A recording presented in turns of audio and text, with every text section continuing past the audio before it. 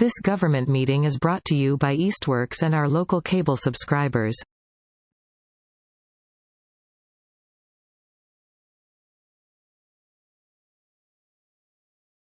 I hereby call to order this November 28th meeting of the Easthampton Planning Board. This is a hybrid meeting happening both online and in person, and we are recording. Before I begin tonight, I'd like to ask if there's anyone here that would like to speak to something that is not on our agenda tonight, not regarding the 282 Loudville Road. Is there anyone here or online? You don't see any hands raised? I don't see any hands for public speak. Okay, then I'm going to continue. And we have just one item on our agenda tonight. Joseph C. Kelly seeking a special permit and stormwater permit for the construction of up to 15 new single-family dwelling units and associated roadways, sidewalks, water, sewer, and stormwater infrastructure on an existing 12.22 acre parcel containing one existing dwelling under section 8.3, 12.7 of the zoning ordinance and section 12.76 of the zoning ordinance. And this is located at 282 Loudville Road. Before I begin, I'm going to do what I normally do at the very beginning of these hearings and give a little bit of a rundown on our process, just in case there are folks here in the audience or at home that are kind of curious about how we run things. I won't do this at the beginning of each meeting, and I beg the leniency of the board as I spend several minutes just kind of going through this. And I know some of you may know this. First off, you may be wondering where our normal chair, Jesse Belcher Tim, is tonight. He has recused himself. I believe he has a conflict with representing some of the abutters are involved. That makes me the vice chair, James Zarvis, your acting chair for this project, which I will chair throughout.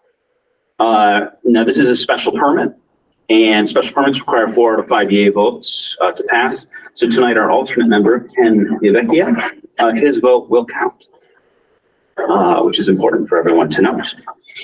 So normally my process is that I begin by asking the applicant, or applicants in this case, to step up and present usually a summary. They'll go through and tell us everything about their project. We may interrupt for specific questions as we go. Generally, we like a summary, and then we kind of tackle things in blocks, trying to get through one item at a time. Maybe it's traffic or parking or trees or density, utility, stormwater, et cetera, whatever it is. In general, the planning board will respond with questions, discuss things, and as we'll most likely want a site visit, we'll probably be continuing this hearing tonight and won't be making a vote tonight. This may extend for more than one meeting as a result. So after the applicant presents and we ask our questions, then we'll normally open it to the public to make comment. In general, we'll intermittently go between those online and those here, asking each person to speak, lining up behind the podium if you're in the room. We ask if you are in the room that you speak at the podium. When you're called upon to speak, I'll generally give you a 5-minute time limit, less if I see a lot of people in the audience. And most of the time, when you're given the opportunity to speak, I'll ask for your name and your address to begin. So finally, as we near the conclusion to this, we'll likely ask the planning department, that's Jeff Bagg representing in this case, to draft a help me out here. Decision. Thank you. Given the advice on findings and conditions that we've discussed so far, generally at the point at which we receive that draft decision, we'll call a close to the open hearing. We'll then read through all the findings and conditions and then place a vote. And that is our normal process. Is there anything the planning board would like to add? No? In that case, I'd like to begin by asking the applicant to come on up and tell us about your project. I just said, I had one thing. Sure. So for the folks that are joining at home, when the public speak time is here, I will promote them to co-host, and then they can unmute themselves and turn on their camera if they wish and speak. Right now, they're muted with cameras off, but there will be a time they'll be promoted up to speak online. Good to know. Okay. Certain people would have questions about that. Thank you. Let her rip. That's good.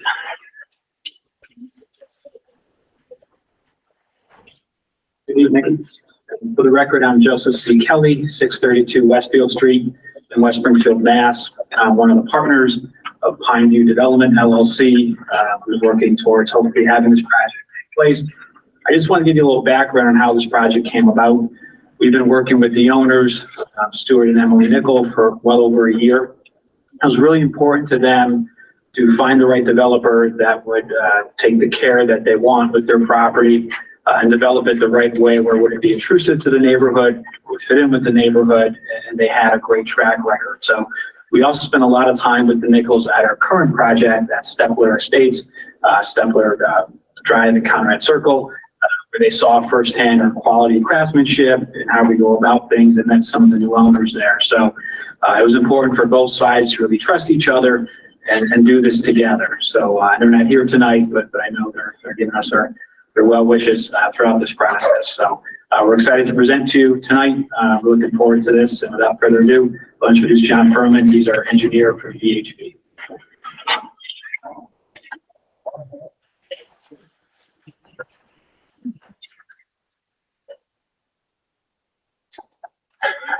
Good evening. My name is John Furman. I am the office manager for VHB's Springfield office. I'm also the engineer of record for this project.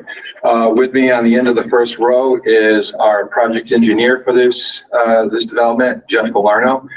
He is the person who's involved in all of the design for the aspects of this. From a presentation perspective, there's a couple, I guess, phases, if you would.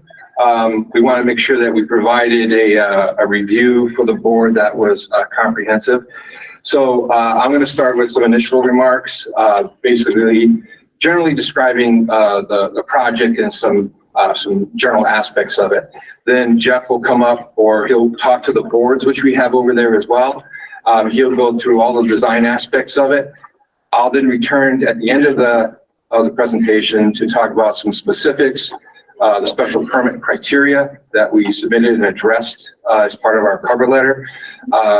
Go through two of the abutters letters that we received, and then questions as the board may feel. So if there's no issues with any of that, I'd like to proceed. All right. So in general, some of you may or may not know who VHB is. So I'm going to take just a couple of minutes to describe who we are. We are a civil engineering environmental firm. Our headquarters is in Watertown, Massachusetts, and I'm from the Springfield office, as is Jeff. We have over 2,000 employees spread across 33 offices down the East Coast. Our workload is split pretty evenly between land development, municipal transportation engineering, and environmental engineering. In another month, we will have been in business for 45 years. And we started with one office and we're up to 33. So we've been around. For this project, the services that we performed included existing conditions survey and property line survey. It included civil design, stormwater management design, included resource area delineation, traffic impact assessment, and where we are right now, which is permitting. For the project itself, we performed utility coordination for the project. Had discussions and meetings with the water department, sewer department, Easthampton. We talked to the engineer about drainage. For this project, there is no fuel available in Loudville Road, so we're going to be proposing propane tanks, propane for the project. Prior to starting the project, we scheduled a conference call with your city planner, provided him with the concept that we had developed. And our intent in that meeting was basically to show what our project was going to involve, and just to make sure that we interpreted zoning correctly. The concept is very similar to the design that you see before you, and we wanted to just confirm that we were able to do what we were proposing to do. Having had that meeting, we set off on design, and prior to submitting, we attended a department heads meeting, which included the city engineer, conservation commission, DPW superintendent, your city planner, and the developer and VHB, of course. They had a few concerns, which were minor, and we've addressed those in the plans that you see before you here. But in general, there were no red flags that said, this is an all stop. They were in generally agreement that what we were proposing was allowed and fit within the town's infrastructure. So we submitted the project, and you have those documents in front of you. What those documents include and what the project involves is development of additional housing units at 282 Loudville Road. Right now, it's a 12.2 acre site, and there is an existing single-family home located on that site. What we are proposing, based under zoning, is to add 14 additional units.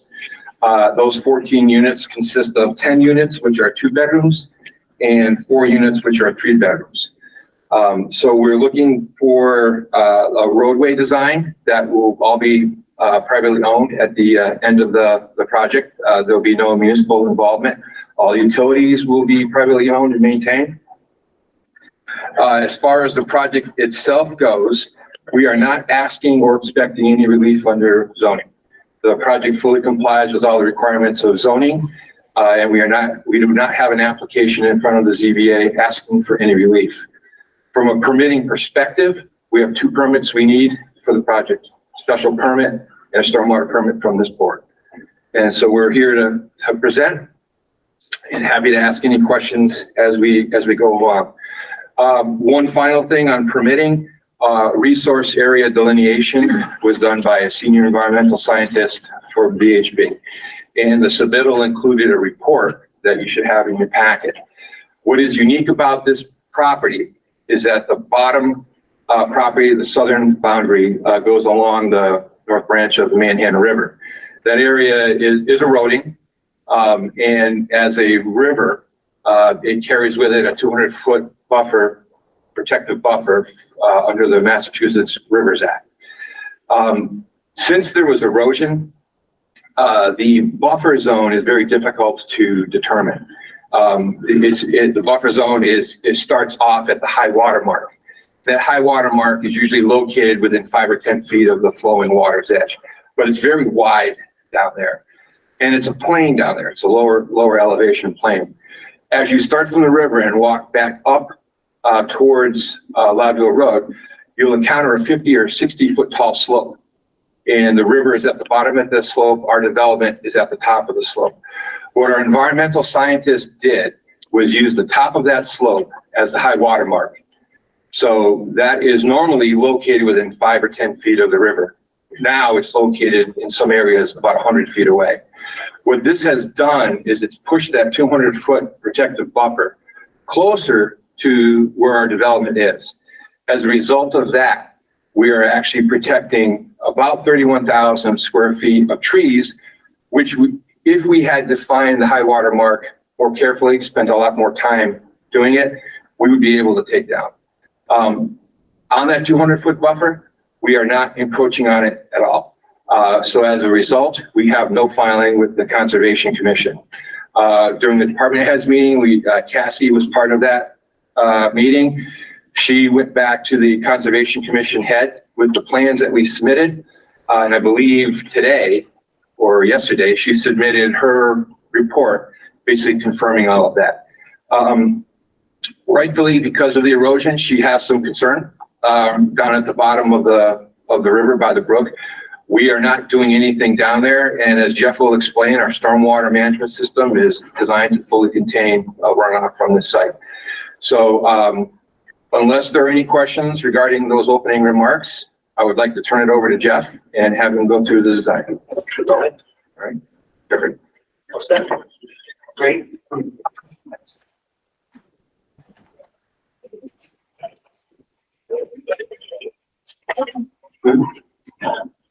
Yeah, Chris just brought up a good point.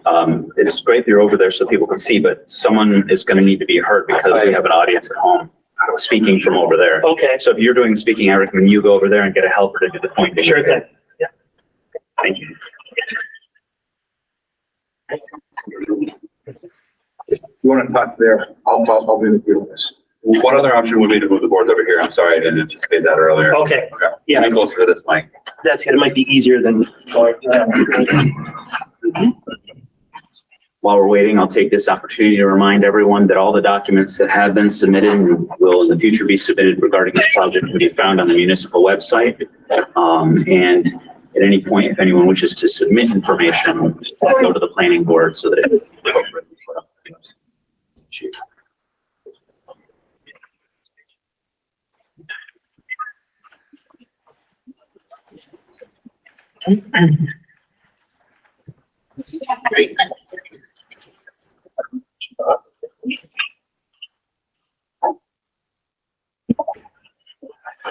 So just as Jeff is presenting off the hard copies here, I'm going to be mimicking him online with the presentation, so those at home will see the same thing. Perfect, thanks. Okay. All right. Good evening. Thank you, everybody. Again, for the record, my name is Jeff Galarno, a project engineer with VHB, 1 Federal Street, Springfield, Mass. As you can see here, as John's going to be on the screen here for people at home, I'm going to have the board in front for everybody that's present. So the project here is Pineview Estates, 282 Loudville Road. I'm going to flip to the first sheet here, which is an overall plan for the 12.2 acre site. And just to get everybody's bearings, Loudville Road is set here on the left side of the sheet, and the proposed roadway goes south into the site. And the project limits, as I point here, and it goes down along the Manhan River, comes back up and towards Loudville. So the on the overall sheet here, we have the proposed roadway with the cul-de-sac at the end, which is probably about 888 feet in length. And our curb cut, it is in the general same area as the existing curb cut driveway for the existing home. And as John mentioned, we have 14 proposed units, with the existing being the 15th here up in front. The next sheet. So these next sheets are broken up into 2 sheets, so it's a larger scale. So you can see the front portion, and then the second sheet is the back portion. Can I ask a question at this point? Yes. I read in your thing that there was, and I can see on this map here as we're passing through, there's a future unit indicated. Would you prefer to wait and present that later? Or I'm just curious, there was something about acquisition of property, potential unit. Yeah, I'd like to go through You want what's to proposed, and then we can, That works for John me. and Joe can discuss Continue. that at the end. So as you come off of Loudville Road, we have a straight stretch of road, and then it kind of meanders through towards the cul-de-sac. We're adhering as much as possible to the subdivision regulations. So with respect to roadway width at 24 feet, the curbing being bituminous berm, which is more of the wider curb, lower, it's 12 inches wide, 4 inches tall. We have a concrete sidewalk, 5 foot in width along the left side here. It goes towards and it ends at the back of the cul-de-sac. So we can collect pedestrians back there, and then they can walk towards Loudville Road. As you get into the site, right at the first unit here, that's where the road starts to turn. So each unit has a driveway that is approximately 25 feet in depth. The side that has the concrete sidewalk has more of an apron style curb cut, so that the concrete sidewalk is flush through, so it doesn't go up and down, up and down. So it's just a nice travel path through there. And I'll go to the next sheet. So this is the rear of the site, cul-de-sac end. You can see the 24-foot width around stays the same around the cul-de-sac, and then the internal area is grass. And this cul-de-sac dimensions adhere to the subdivision regulations. You can see here, this is the tree clearing section. And as John had mentioned, it's better to see on the overall plan, but here's the river, and then here's the 200-foot buffer, which we are staying outside of. And then where the tree cutting is along the perimeter of the site, along the property line, we maintain 10-foot natural buffer.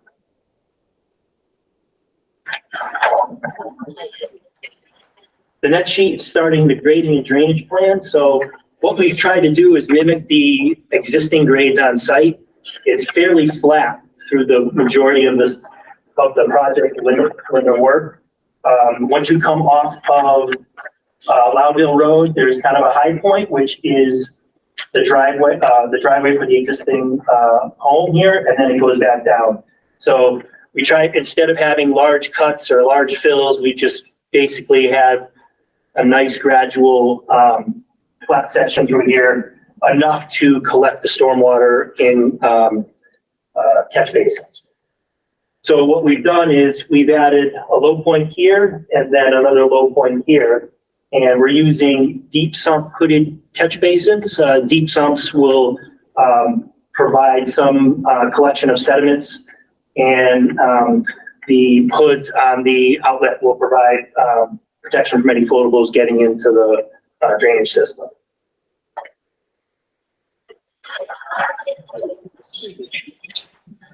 What we've done is we created a high point in the back so we can have all the stormwater come towards this first detention basin. And there's 4 catch basins on site that collect water, and then they convey it to a CES water quality unit. And that's for some additional sediment collection prior to the water being conveyed to the first detention basin. So what we've done here is the first detention basin will collect water and infiltrate at the same time. We've provided an outlet control structure, so we only allow that water to get to a certain level before it is conveyed to the second detention basin down here. So they basically work together. The second detention basin doesn't start to see water until between the 10 and the 25-year storm. And then once the water is collected in here, it'll also be allowed to infiltrate. We provide 2 feet of separation to groundwater. Groundwater, based on the geotechnical report, was about 9.5 feet. And they do not show any modeling redoxamorphic features above that. So that's what we use as the basis for our design. And so once water is conveyed to this detention basin down here, it's designed for the 100-year storm with approximately 2 feet of freeboard. So all the water that's collected on site from any of the impervious areas is collected, brought to these basins, and it's allowed to stay there and infiltrate for the 100-year storm per the DEP regulations. Should there be greater storms, what we've done is we made sure that any water that's going to leave this basin is collected and controlled to a riprap channel. The channel is going to direct water to the tree's edge and then allowed to make its way to the flat area, which is wooded. So heavy leaf cover, woods, it's going to have a very slow movement through that area and allowed to infiltrate prior to making its way back to the river.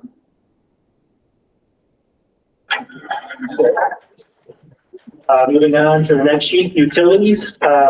John kind of touched a little bit on the utilities. So what we have connection to Loudville Road is water, sanitary sewer, and electric and communications. Electric and communications is off an existing utility pole right in front of our frontage here, and then basically feeds the site with services to each unit. For water, we show an 8-inch water line tapped to the 16-inch main in Loudville Road. There's 2 different water lines out there. We connect to the 16, so pressure shouldn't be an issue. As the water comes in, it feeds domestic service to each unit, and then we also provide a fire hydrant midway and then a fire hydrant at the end. The fire hydrant's right here. Right here. After the first unit. And then on the cul-de-sac. Yeah, on the next sheet, I'll point it out when we get to the next sheet. Also shown in this sheet is stormwater, but we've already gone through that. The last thing I want to show here is the sanitary sewer. So I'm going to jump to the next sheet and we'll work my way back. Before you do, let me quickly ask about the electric. From the pole going in, are we going underground? Yes. Okay, and it's underground the whole way through the rest of the project? Correct. Just confirm. Yeah. And quick question on the propane, is it underground or by the house? Each unit will have its own propane tank by the house. By the house, okay, thanks. Above ground. Above ground. So the rear units here will all be collected in manholes, and the darker line here, I know it's difficult to see, but we're collecting all sanitary sewer by a gravity system until we get to this location at unit 1. So every unit is collected by gravity until this unit. Unfortunately, the sanitary sewer in Loudville Road is kind of high. So what we had to introduce here is a small lift station. And then basically that is lifting the sewer to this manhole. And then from this manhole, it's back to gravity to Loudville Road. Lift station meaning the pump? Pump. Okay. And that's for stormwater? And that's for sanitary sewer. Okay. Yeah. Please leave questions. Please leave questions for the board. Okay. Thank you. Getting back to the fire hydrant, that last fire hydrant's right here.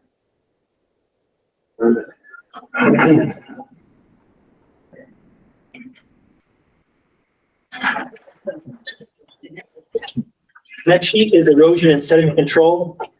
Pretty straightforward. Each catch basin will have its own silt sack sediment trap to collect any sediment during construction periods. We have a stabilized construction exit, which is basically a stone pad to help prevent any sediment from being tracked out onto Loudville Road. The site, as I mentioned before, is fairly flat, but the general slope of the grade is from west to east. So what I've added here is basically straw wattles around the perimeter of the site. Since it's really not much of a grade difference, I think that would be sufficient. But I wanted to mention that because once you get to the rear of the site, right in this location, I've added silt fence and straw bales. And that provides more protection in an area where it's water could potentially make its way towards a resource area. So not much in the back here, but that's the location. Next couple sheets is basically a utility plan, but it should also show a profile. So I'll kind of skip by those two. And then some details. I want to get to one sheet before I pass it back to John. So I'll skip through these details. Should we direct questions to you now or later? Questions come when I give it to public speak. Great. Thank For now, the board will ask questions and you'll have an opportunity to weigh in later. And I apologize for that because I do know it looks very much by the angle as if they're presenting to the audience Yeah. as opposed to the board. Yeah. So what you're looking at here is the fire truck route. What we've done is we spoke with the fire department and obtained the parameters for their largest vehicle. And that way I can take those numbers, input it into our model, and basically recreate their truck and then run it through the site. So you see you come off of Loudville Road, making it easy into the curb cut. And once you get to the rear of the site, it makes it around the cul-de-sac with no issues, without having to mount the curb at the center. Just to add there, that's the center curb per the regulations is a sloped granite. Should any vehicle that's larger happen to make its way down there, it can make the turn without any issues. But what it's designed for makes it very easy. One other thing I wanted to add that's shown easily on this sheet is we've added a wood guardrail around detention basin 1. And that provides basically for two purposes. It provides preventing any vehicles who happen to make their way over the curb, and protection from getting into the basin, as well as preventing snow from being pushed into that basin. And then last couple sheets of the planting plan. I don't know if John, you want to care about that? Yep, I take care of that.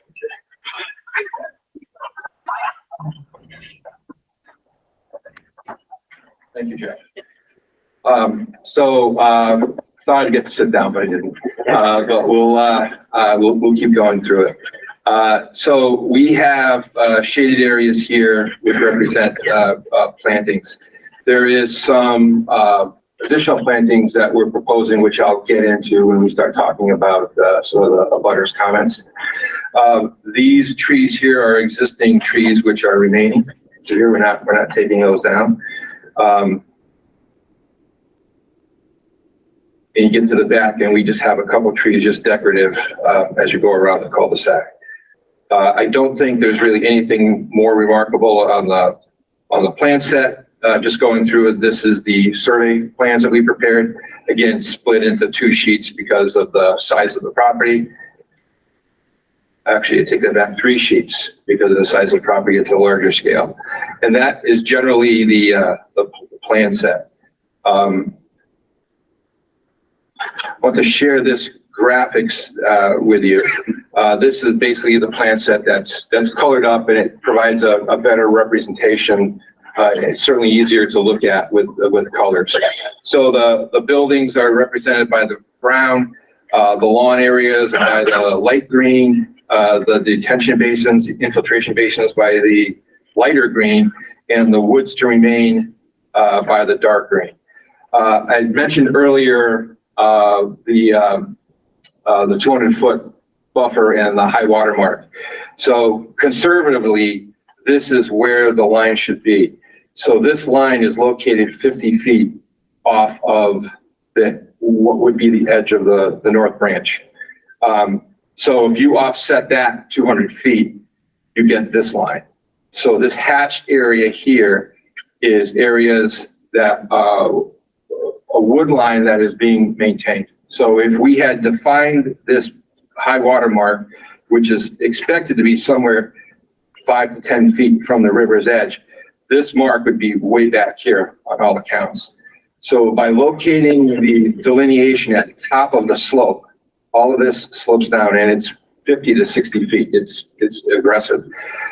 That puts the 200-foot buffer closer to the development and it protects more trees.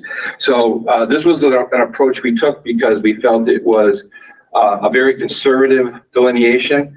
It actually protects more than we need to protect, and it preserves woods. Within the site, there is 10.2 acres of woodland on the site. We are removing, 10.56 acres of woodland of the 12.2 acres. We are cutting 3.29 acres.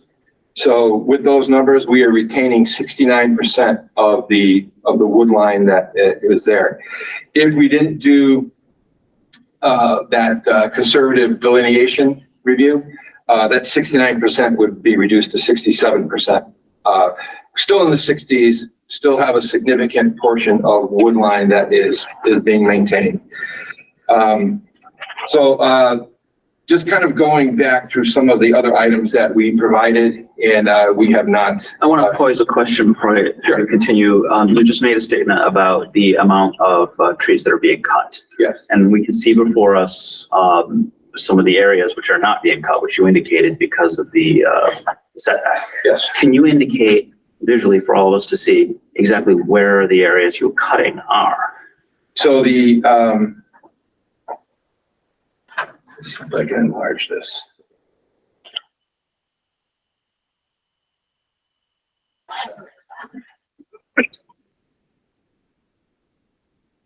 So this, unfortunately, I won't be able to show it to you on the plan, so you have to look at the screen. This gray line here is the existing wood line. So you can see this dark green line is the wood line we're proposing. So the area we're cutting is here, follows this, Got it. and then goes to here. And then from here, it's all woods. So basically it follows the green. So the only area not following the green is basically this line right here. Okay, thank you. Yep. Let's see if that comes back.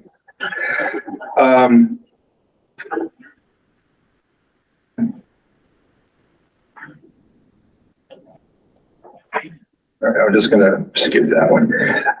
There we go. So, as part of the submittal, we addressed all of the special permit criteria in our cover letter. A couple things just to note. I'm happy to go through all of the criteria.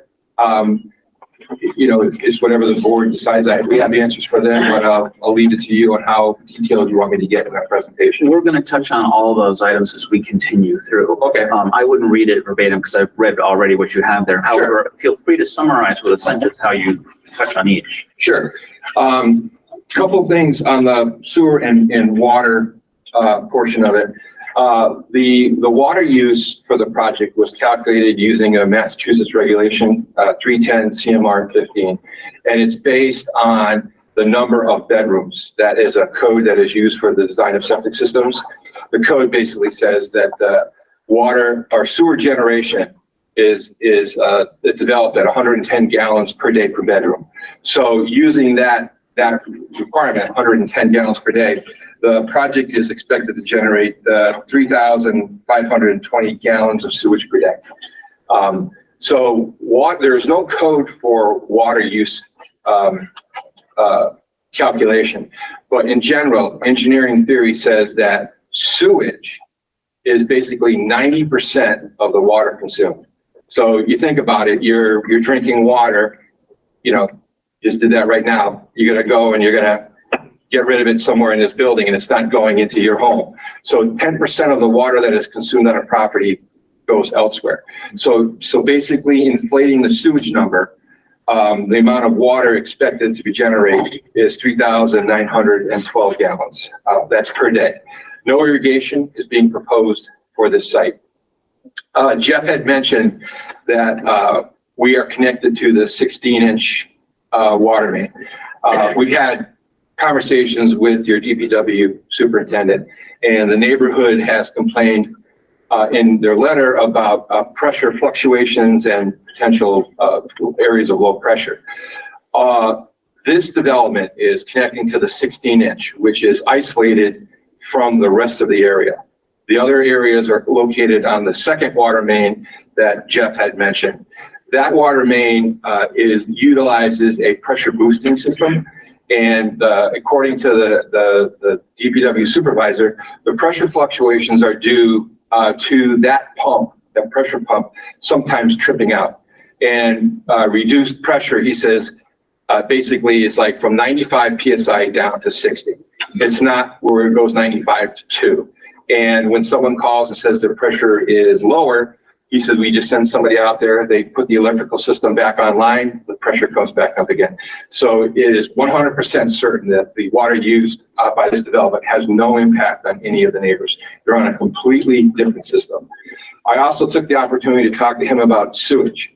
And I want to make sure that there were no issues with the sewage collection system. His response was that the sewer treatment plant was designed at a time in Easthampton when we had mills operating. Those mills are gone. He says capacity is very generous there. And he said for the amount of sewage that this development is going to generate, will have virtually no impact on the treatment plant. So from a water sewer perspective, we don't have any issues. From a drainage perspective, I know that the drainage is a concern. And I know that the Conservation Commission agent included her letter some things to consider during construction, and we are happy to comply with all of those. Yeah. In general, the system is designed to the DEP standards, and the DEP standards basically say that they're required to show no down gradient flooding from a development for a 24-hour storm. We have no flooding occurring because we are collecting and managing all the stormwater on site. Nothing goes off site. In the event where we have these super soakers that we've seen a couple of them this summer, the site is also designed to manage those. So it holds it up to a 100-year storm. Over that 100-year storm, there's still 2 feet of freeboard within the basin. And then if that gets exceeded, it flows out of that last basin through a stone line channel and then dissipates across the flat plain within the woods. So that it will have no impact on the neighborhood, will have no impact on the stormwater collection system in Loudville. And it'll have no impact on the erosion on the slope at the bottom of the hill. We are fully not expecting water to get that far. We've complied with the drainage requirements from the DEP and from the city of Easthampton. So we follow those requirements to a T. One thing that Jeff did mention was that the site is located in the Zone 2 wellhead protection. So what that means is that the water tank that is located northwest, I believe, of the site, there's a well feeding that tank, and that has a protection zone around it. All this area, Ashley Circle, Lodville Road, all this is located within the Zone 2 protection. So what does that mean from a stormwater perspective? What the DEP says is that if you're located in a Zone 2, you have to provide additional protection. That additional protection is provided through the storm scepter water quality unit that Jeff identified. Basically, it increases the amount of total suspended solids that we're retaining. Instead of just using the catch basin with a hood, we have the catch basin and the hood plus a water quality unit. The water quality unit is also designed, as Jeff said, to maintain any floatable product that might happen to get into the system. So the catch basins have hoods on them. So the first line of defense is the catch basin. If we have a tanker truck that somehow explodes on this site, it will basically go out of the catch basins and get caught into the stormwater water quality unit. So there are two levels of protection for floatable product on this project. Just a couple other notes to talk about. I will not go through the special permit criteria at your request. We can answer all those questions as we go through. I just look at my notes here, if you don't mind. Traffic. So we prepared a traffic impact assessment, which you should have in your pack. I'm just going to show one page of it here.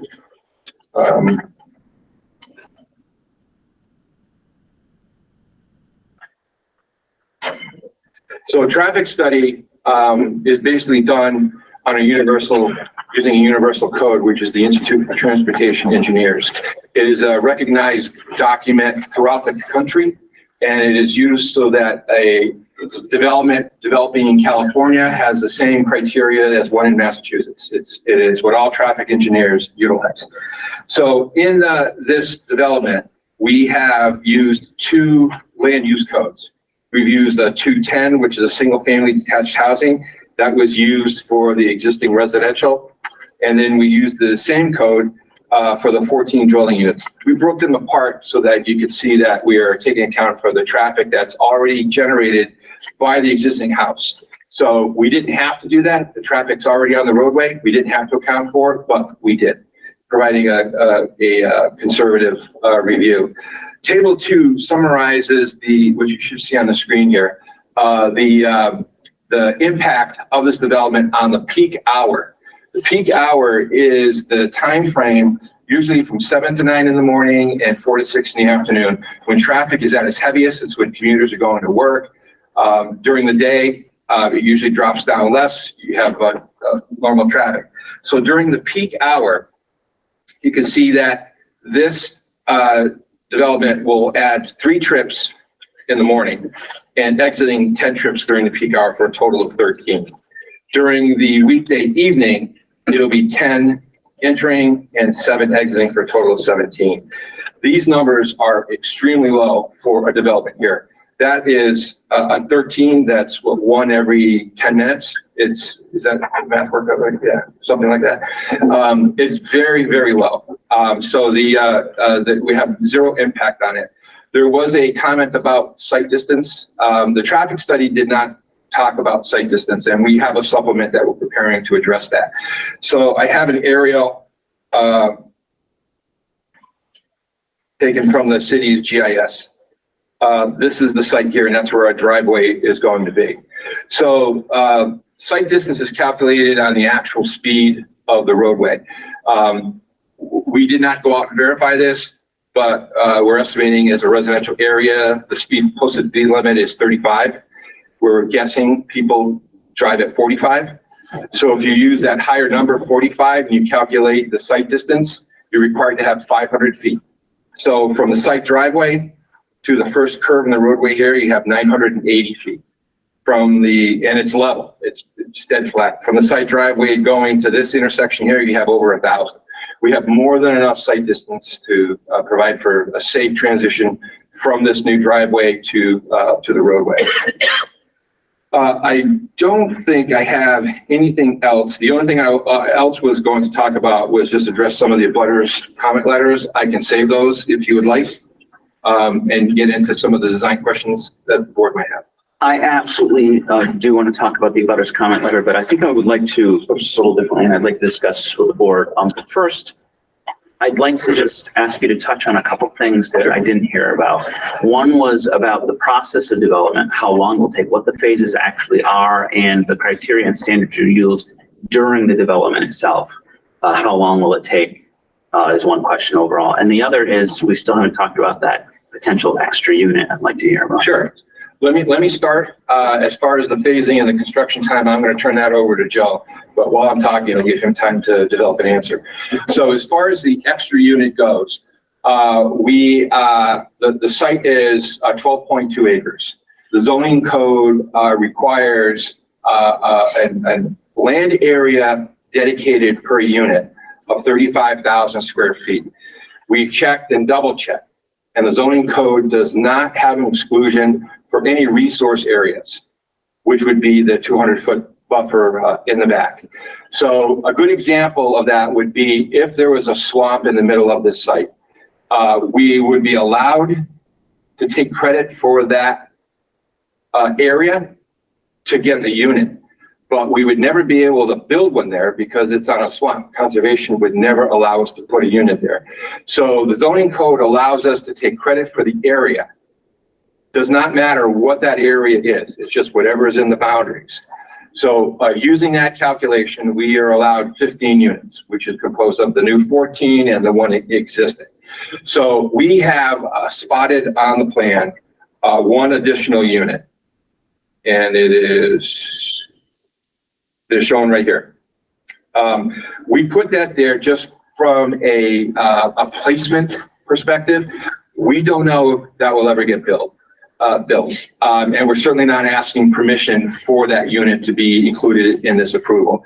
What we did is that we included it there so that if by chance we are able to acquire more land, that's where that unit would go. And it's not included in the design of anything on site. So we would have to go through, we'd have to update the stormwater management to include that. It's just a placeholder at this point. It's not even part of this application.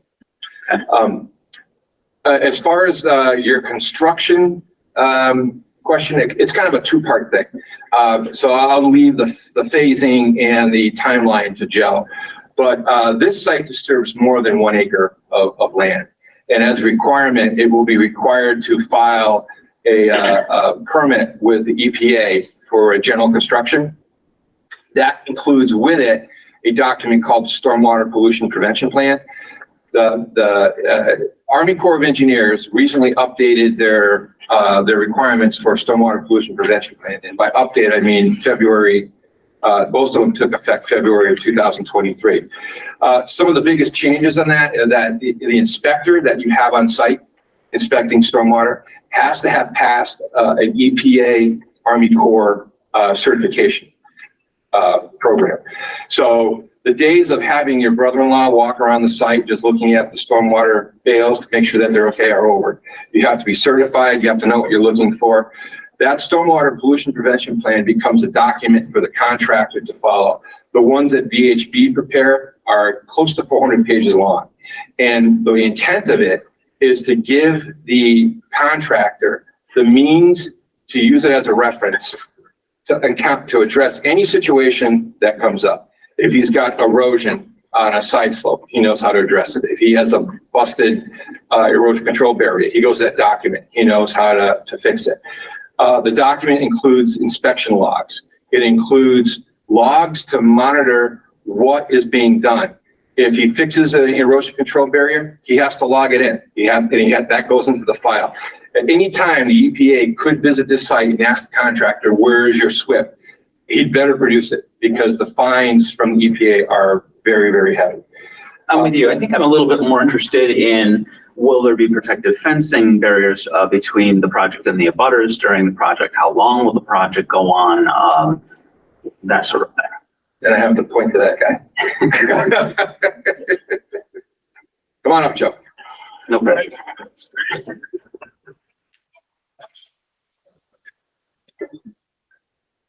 So as far as protecting the actual land from the abutters, Jeff touched upon that. As far as the silt fence goes, which will be around the limit of work, hay bales, bales where needed.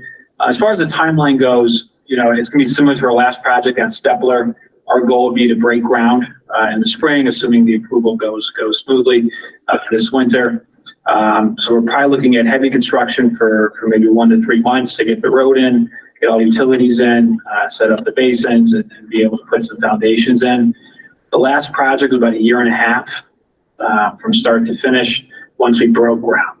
So about a 2-year project overall. So we anticipate a similar timeline. This one's an easier shot as far as 1 road down versus our last project had the 2 roads. So I would say from a timeline standpoint, 1 to 3 years of heavy construction with the road and then really focusing on building. So our goal would be able to have a road completed by next fall with the majority of the condos either done or at least up to be with the exteriors done by the end of the year and the next year. But again, Jeff can touch more upon it, but we will have all the protections in place as we did.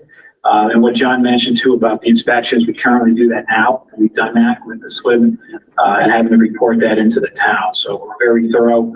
We have very seasoned professionals on site. So everything is checked, double checked, and triple checked. Do you limit your construction hours? Are weekends involved? It varies. Typically, most of our contractors do not work the weekends. Unfortunately, the realtors do. But, typically we're 7 to 3. We don't really limit. We follow by the city's limits, a limitation on that, just because if someone gets hung up, it says someone's coming here to pour a foundation. So we definitely follow the city ordinances. We do have some guys that like to work the weekends, but no heavy, typically, I would say no heavy construction be done on the weekends. Okay. Does anyone on the board have any questions related specifically to the process of the development and the 1.5 years? You can. I have 2 more things just to show that I mentioned at the beginning of it, and then I'll be quiet. So we talked about the stormwater management system. I want to share with you a couple pages from that 400-page stormwater management report. What I did for this presentation, I truncated most of it out, just kind of hitting the highlights. So this is the boundary of the site. This is the existing conditions drainage map. And the thing to note here is that these flow arrows and these interior lines are based on the high points of the site and where water generally flows. So in this area here, it basically follows these contours and goes down this slope to a ravine that's here. That's standard practice using the HydroCAD software that we do for modeling. Under these are the existing drainage areas and the composition between grass and impervious. Under the proposed, you can see that pretty much this part of the site has changed. All of this is basically being contained in this area, and you see no flow coming out of it. However, this area is remaining unchanged, and we still have this flow path through here. So when you go to, and again, this is the composition of the different drainage areas. When you go to the section on regulatory compliance, let me make this a little bit bigger. The thing to note here and why I'm focusing on it is I want to show how the stormwater is being managed. So these are the design storms for the design points, and there's basically 3 design points, 1,000, 2,000, 3,000. For each design point, we have existing and proposed. So under the 2-year storm, for both existing and proposed, we have basically no flow going off the site. For the 10-year design storm, we start seeing a little flow, and these are in cubic feet per second. So at 0.14 cubic feet per second, it's It's barely visible. And you can see under the proposed, it's 0.06. So this flow is infiltrating. It's not going anywhere, but we still identify it as a discharge because it's going somewhere. The other thing to note is if you go back to existing, this area here, which we are not touching, has flow going out to the river. Under proposed conditions, we still have that flow. So the majority of the flow numbers you see here are from that subcatchment that we're not touching. So you can see we still have flow. That is flow that is occurring outside of the developed area. And you can see even then that under existing conditions, under 100-year storm, we have 0.78 cubic feet per second for this drainage area, and on this one we have 0.2. So there is a concern about erosion in that embankment area, and this project is intended to reduce the amount of flow going to that area to help alleviate that erosion. The other item that I mentioned is a flyover. We have a couple things to start with. These are just some renderings that were pulled together. They're included in the back of the narrative that we provided. So this is just a view looking at some of the houses. These are the 2-bedroom houses. These brown ones are the three-bedroom houses. That's a close-up view of that. One more. And the last one is a flyover. So Can you tell us about how accurate those renderings are to your final? Joe? Sure. Yeah. What's changing? Paint, trim? The one thing I just want to amend real quick, as far as the timeline goes, the road structure will be done next year. The actual units will be market driven, sales driven. Our goal will be, ideally completed by the end of 2025. But we hope to have the infrastructure in this year with the ability to have a good chunk of it built out. As far as the artist renderings, the changes really be maybe color, which most likely will stay with those colors. It could be some of the stonework, some of the trim. We found that on the last project, some of the artist renderings were hard to pull off with stone because they're small sections. So I would say they're fairly accurate, but always subject to change. Okay. Thank you.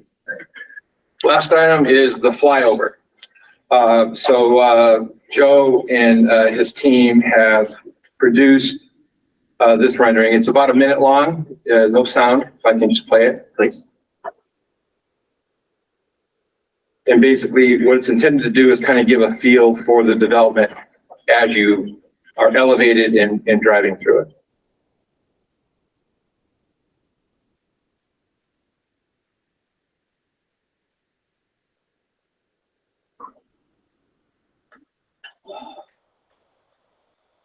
One thing to note is that toward the back of the cul-de-sac, the tree representation isn't exactly accurate.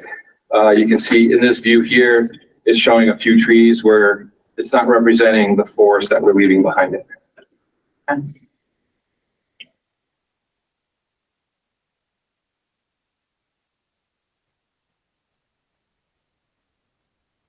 So the cul-de-sac. See the sidewalk wrapping around, ending. Get started over. Nope, not yet.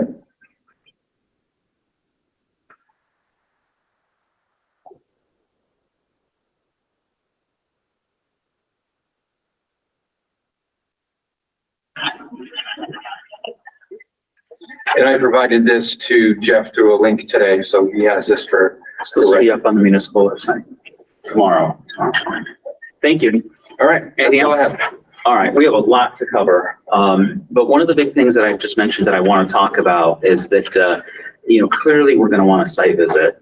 We're going to have to work out scheduling that because we'll be continuing. And because we have this letter, there were two, the one you mentioned from the conservation agent who had some extra criteria that you said you would be willing to work with. Yes. I'd like you to respond to her bullets at the bottom, please, in writing to us if you're willing to, just stating that you're willing to do those things.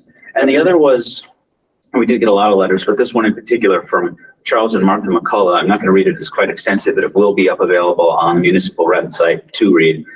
There are a lot of good points raised in here. And, obviously what we do on the planning board is driven by the zoning is driven by the ordinance. And meeting that, of course, is the primary criteria. But we're also always looking for, and what makes Easthampton successful is harmony. And we very much love when the developers are willing to work with the neighbors. So before we have you give you responses, and I think it's great that you read it and have responses, so that's already the good kind of involvement we want. I would like to ask you if you'd be willing to meet with the neighbors. And I know this is a situation where you may not be able to resolve every single request. Frankly, reading this, I felt like the kitchen sink went into this. So I didn't want to set unreasonable expectations. But I love it when developers and neighbors meet and talk and problems are resolved before it comes before the board. So what I'm going to ask is, rather than giving us, and if the board agrees, a verbal response to every item that's in there, if you can give us a written response, and if you'd be willing to do that after meeting with the neighbors. Is that something you'd consider? Yeah. And again, there's no requirement as to, the results of that, but we hope that through communicating, and really in my opinion, the issue here is that it's not just about the developer, for whom we're grateful you're working in Easthampton, and the neighbors whose lives will be impacted, but also those that will be living in these condominiums later on, who may well feel as do the neighbors. So by creating this harmony and working together, I think we have a path forward. Does the board concur with this? Yeah, that makes sense. Well said. Okay, so If I could add one thing to that, and just address one issue in the letter, they had suggested a meeting on December 12th at 42 Ashley Circle. That's the one thing we really don't want to agree to. During this time of COVID, not interested in going in someone's home. So what we propose is a meeting either on the 13th, the 14th, or the 15th, and a meeting on the site. can I ask, is there a representative here, perhaps for the neighbors? Was there a lawyer hired or someone? Is there any one representative? You, sir. What's your name, sir? I'm Charles McCullough. The one who wrote and drafted the letter. Are you able, through representing with the neighbors, able to work on scheduling? Yes, we'll work on schedule. We don't want to be involved. Yeah. And I think we'll talk about it, meeting on site. Yes, but I think we can arrange to meet outdoors or whatever, but on a site where we can really sit down and talk and share. I've been on more site visits than Nick here to talk about, but you just stand around in a wooded area or in a flat land. That's not a productive meeting. Yeah, obviously, I would think indoors. I'll let you work it out. And again, what the results are, we're hopeful. We're hopeful that what happens at the end of this is that we have a lot of people in agreement, a lot of people excited about the project. So with regard to the letter, unless anyone on the board has any specific questions about what was said there, I'm going to hope that we can look at that in writing at our next meeting or the one after, depending on how long it takes you to pull that off. One other comment I wanted to make about that before I move on was that, sir, in your letter, Mr. McCullough, and I think Mrs. as well, you asked if the planning board could attend. And I just wanted to state that with open meeting law, we're not supposed to be discussing anything related to this project outside of this open hearing. Anytime someone comes up to us and delivers information, we're required to bring it to the board and do our best to repeat it exactly verbatim as to what happened. In general, the board is instructed not to discuss this project at all outside of open hearing, and we can't even meet with each other in real life or anywhere else in numbers of more than 2 because it's officially a quorum. Respect them all, I can never hang out. So we won't be able to attend that meeting, and we hope, however, that you can present the results of what happens in writing. All right, I'll move on then if everyone's okay with that. So I'll start off with a few items and ask the board. How about lighting? Tell me about the lighting on this project. We're not proposing any lighting. We are using the project that the developer has already constructed, Stepler, which is down the roadway. Board approved that without any lighting. The ambient lighting from the houses is what is proposed. Each house will have a light fixture on the front that is programmed to stay on. So there is no lighting. And the reason is that number one is cost. We don't have to pay for the infrastructure and the utilities to put it in. Number 2 is the annoyance. We don't want to have a complaint that the light's shining in my bedroom, I can see it. So that just kind of eliminates everything. Snow removal? Snow removal, we have ample opportunities within the site to take care of snow removal. We're not anticipating that any snow will be have to be stockpiled and removed from the site. We have the center of the cul-de-sac, which is a fairly large area. It could be stored there. The condominium association is the entity that will be removing snow removal. Given the sidewalks and the driveways, the roadway will most likely be plowed and stored in the cul-de-sac. The driveways will most likely be done by snow blower and just blown out to the lawn. That makes sense. Can you pull up the map of the cul-de-sac and just point roughly where you would anticipate that whoever they hire to do that with the condo association would leave the snow?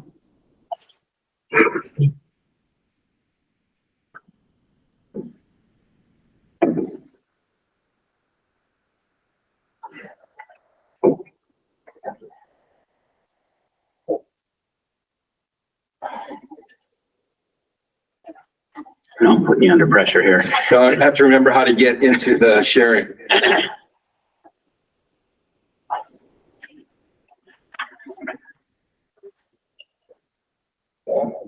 It is not picking that up.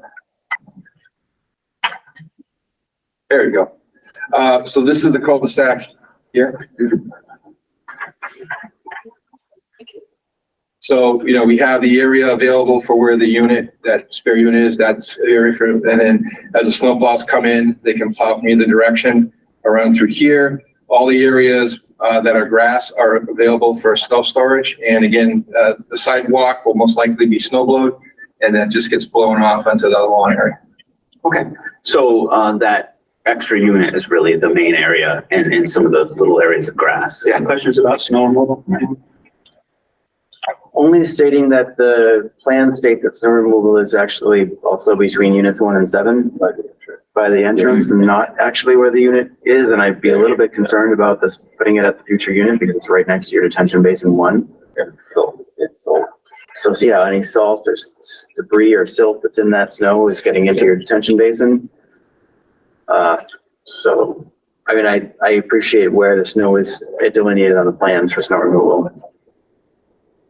To be clear, are you suggesting that that they move that from the plans to the other location? That you suggested? Or follow what we were just presented. There was Okay. confliction. Yeah, I just want to make sure. Yeah, to not put it where the future unit is, as you just noted, because that is right next to detention basin 1.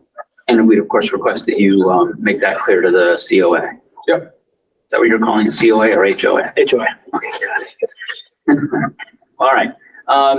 So more as always, the curb cut, how wide is the road?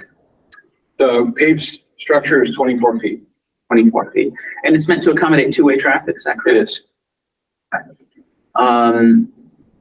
There's tons of stuff. Refuse, I'm guessing your intent is that each individual will hire their own contract with a local company, or do you expect to have one? You have a bin? We had one company that handled it all. Handle it all. So it's a fee then from the Yes. HOA? Yeah. That is required to be paid. Okay. Will there be I'm sure it'll be a condition that the planning board is notified that there's an HOA agreement. Isn't that usually the case, Jeff, where we get notification of it in writing and the copy of it? Yes, I think the board would want to see the HOA agreement before a building permit is issued. That's usually the threshold that we would do. So the board would see that at a public meeting. And maybe that's a discussion to get clarity, maybe at the next meeting about what is in the HOA and what are the items that board address. That would help.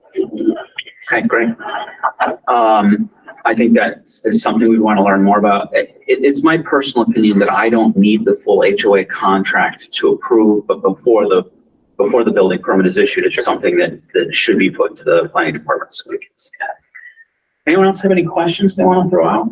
I'm just curious about the cement sidewalk. Is that going to go all the way around the complex or just one side? Just one side. One side, okay. It actually shows here on the graphics, it stops right here. Okay, all right. Chris? This might be also a question for the planner, Jeff. I see the distance between structures it goes down to about a little under 19 feet between structures. Is that still compliant with? Yes, I believe that section 8.3 is 10 foot minimum. 10, okay, that was 20. I wanted to make sure it's 10, okay. And the second thing is for your above grade propane tanks. I did a little bit of research myself on this. I was thinking about doing it at my home, and I thought it was you had to be at least 10 feet away from every structure with your tank. That might be because it's underground, but I don't know if it's different for above ground tanks. It is different.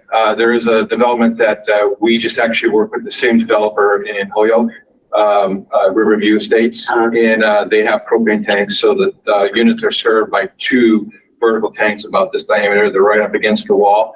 And I don't believe there was a requirement between structures for that, but those houses were set apart 10 feet, center to center, and the propane tank was there approved by the fire department. So we don't have any concerns about propane being stored there. Okay, that's it for my questions, Danny. Yeah, I've got a couple. Probably assuming it'll be covered under your HOA, but I know stormwater systems are great, especially when they're first installed, but unless they're maintained with a high quality BMP to desilt your sedimentation basins, once your floatables are captured, what are you going to do with them? How are you going to maintain your contact unit? Who's responsible for that? Who's going to hold that person accountable?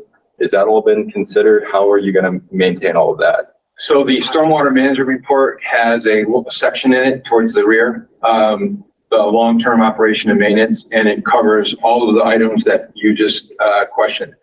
As far as like the maintenance, it falls to the homeowners association to take care of that. There are inspection schedules set in that stormwater management report. As far as the sediment, once it's pulled out and it's disposed of, all we require is that it be legally disposed of off-site. So it's going to have to be taken to a landfill of some sort to dispose. Is that like manifested waste and like who? It's not manifested waste. So none of that oils and grease or anything like that comes off like an MA 89 or 99 oily water code, anything like that. But who holds that person accountable? It's the license of the person pumping. I mean, in terms of doing so there's inspection reports, and anyone who's been in construction knows all the binders and all the, everybody's got these inspection reports, but there's not always someone holding someone accountable for doing them. You mentioned the EPA with your SWIP.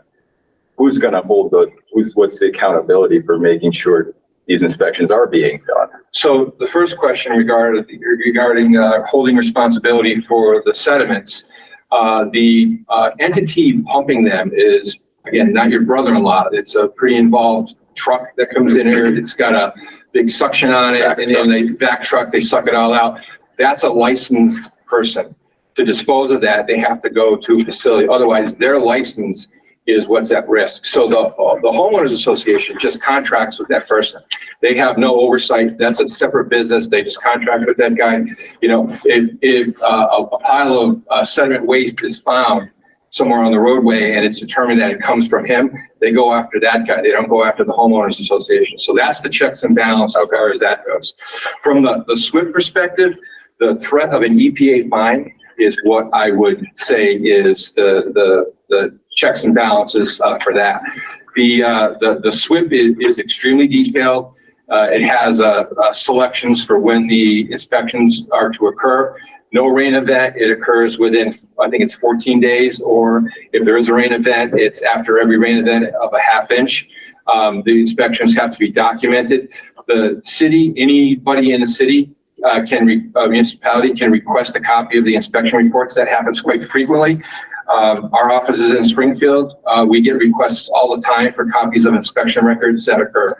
So that's the checks and balances that occur from I think it's complaint driven, as many things are. It is complaint driven. And those are what, 5-year holding period on those records as well? Or the SWIP is only the SWIP is only engaged during the construction period. So you file for a permit with the EPA and you get a permit number. When the project is completed and stabilized, you file for a notice of termination, and that ends your need for inspections. What happens then is that the requirements of the stormwater management report kick in. And the two documents are very similar on what the inspections occur. But it becomes more lenient on the stormwater management piece of it, because at that point, you don't have any erosion control barriers. Site stabilized. It's site stabilized. So you're basically looking at the catch basins, you're looking at the water quality unit, and then the outlets and inlets from the detention basin. It's just making sure that, again, what we already discussed, that that routine maintenance is being done, the accountability process, and it's done up the board, you know, in terms of removing that waste. Okay, that satisfies that. And just one more note on it. If you look in the back of that stormwater management report, you'll actually see an inspection sheet. I saw some of this stuff. I more or less wanted some of the folks to hear it in the room, because I don't think everybody read it. So I think sometimes these things are important. That it's only 400 pages. I don't know why. That's 300 actually, but it's counting. Yeah.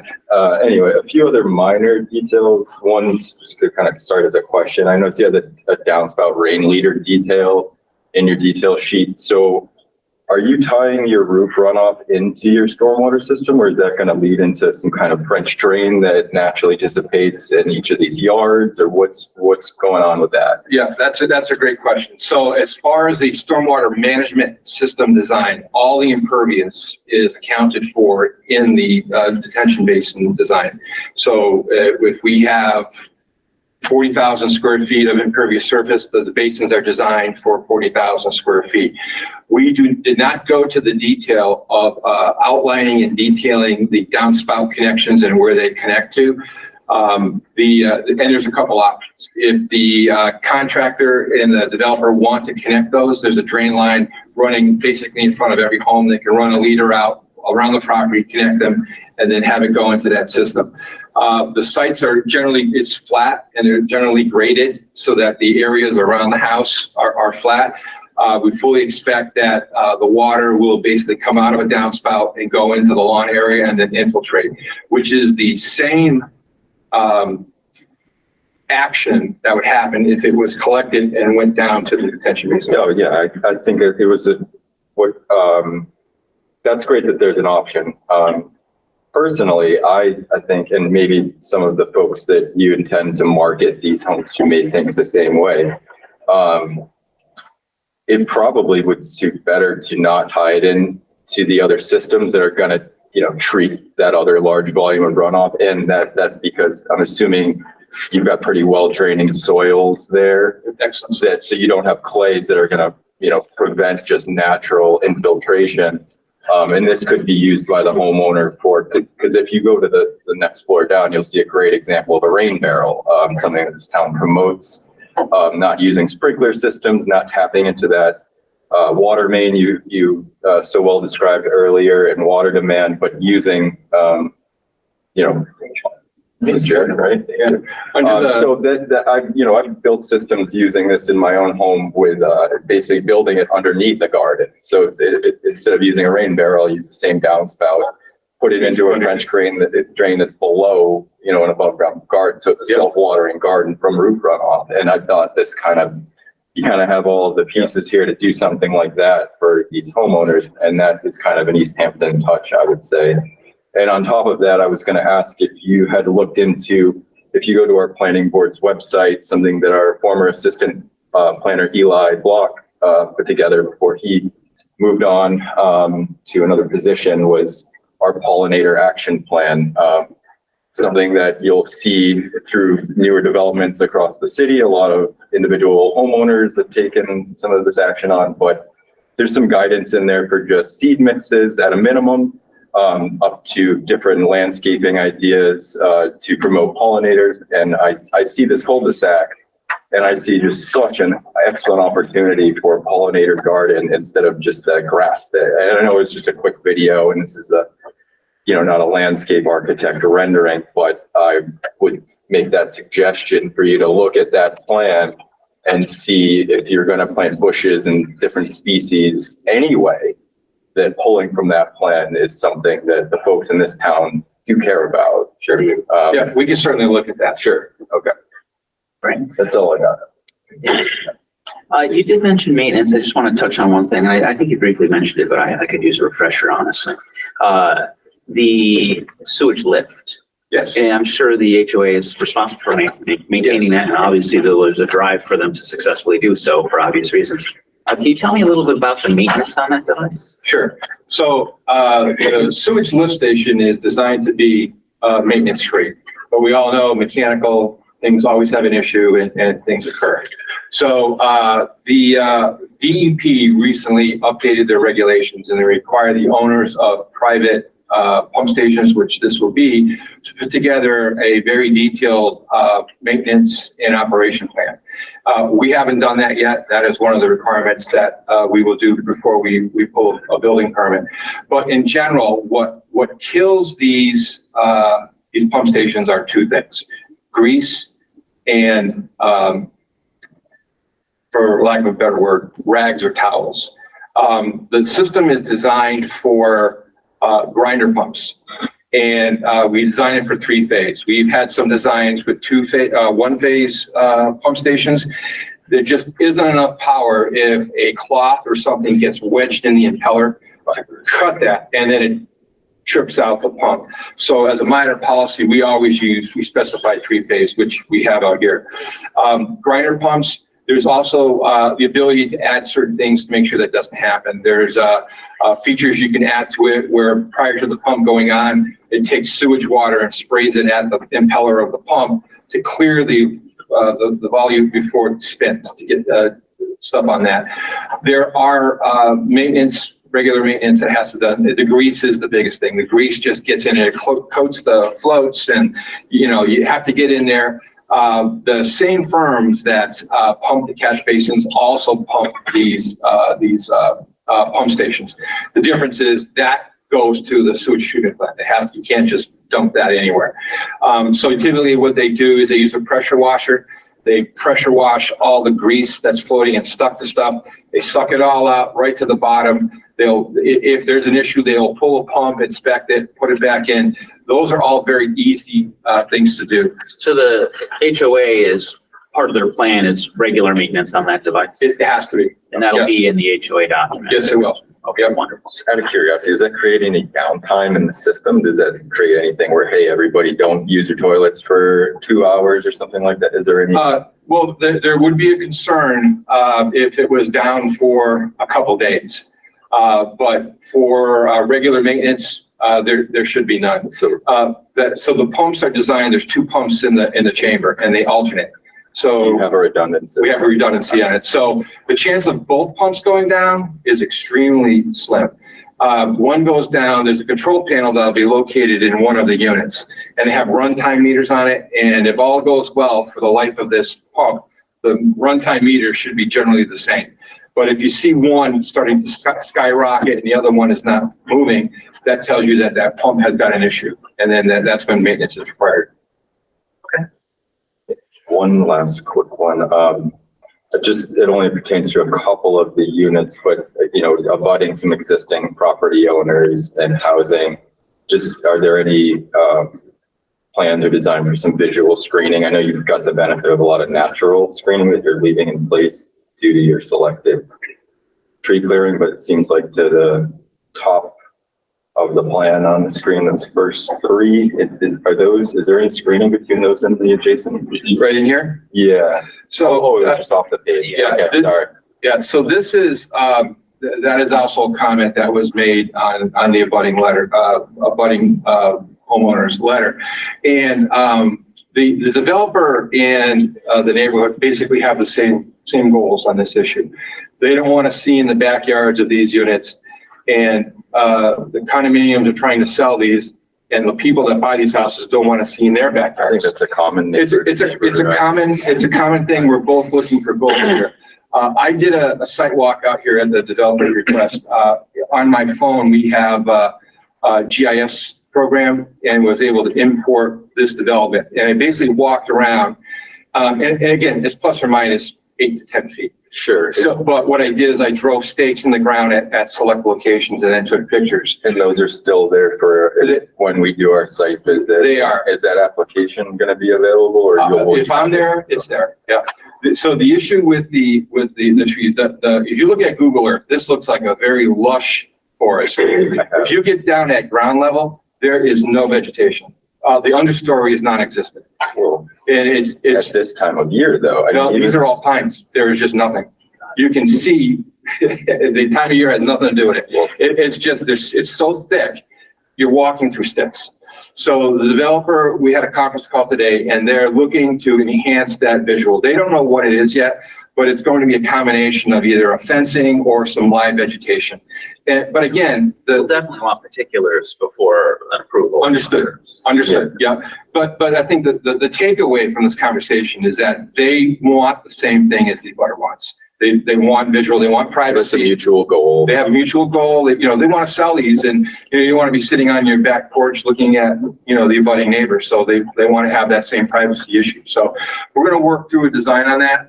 We just talked about it today. We're not sure what it is, but it looks like we've kind of settled on a combination of live planting with sections of fence in between so it's not redundant.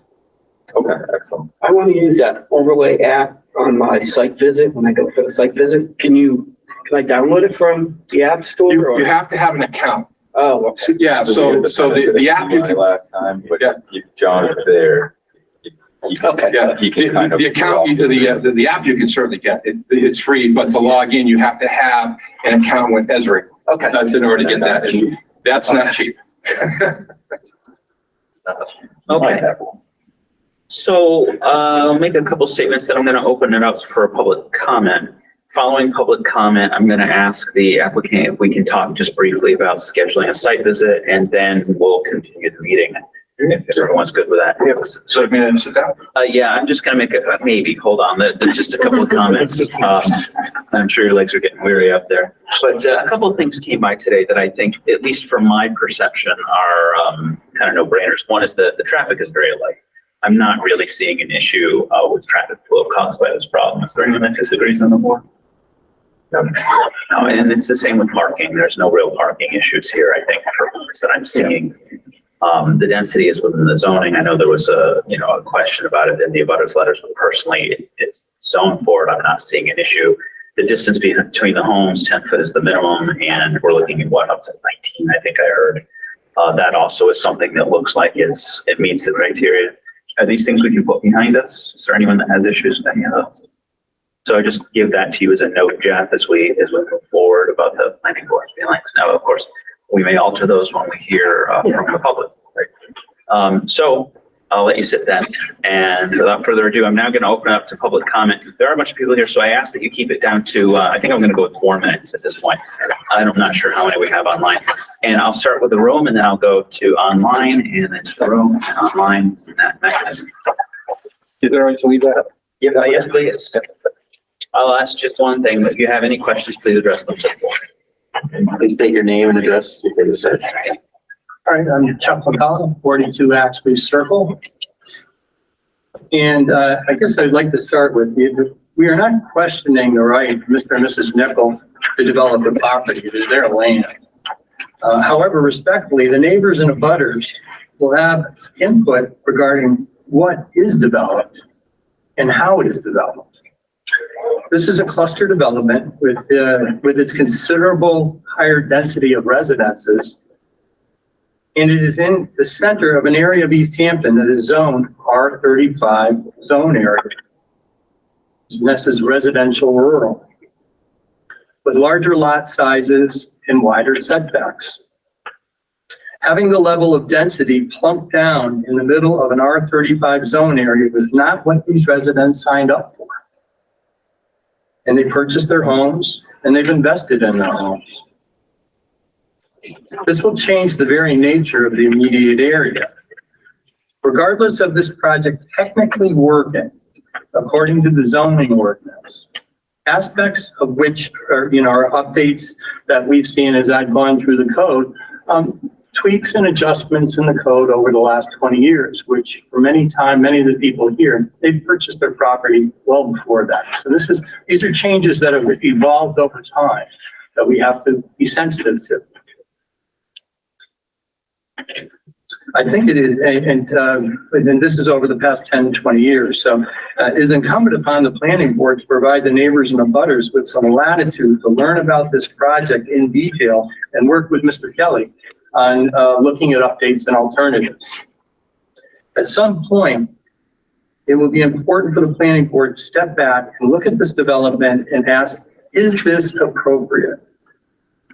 There is a letter of the law, and then there's a spirit of the law, considering all parties, the Nichols, the developer, the abutters, the neighbors, the wildlife, and the environment.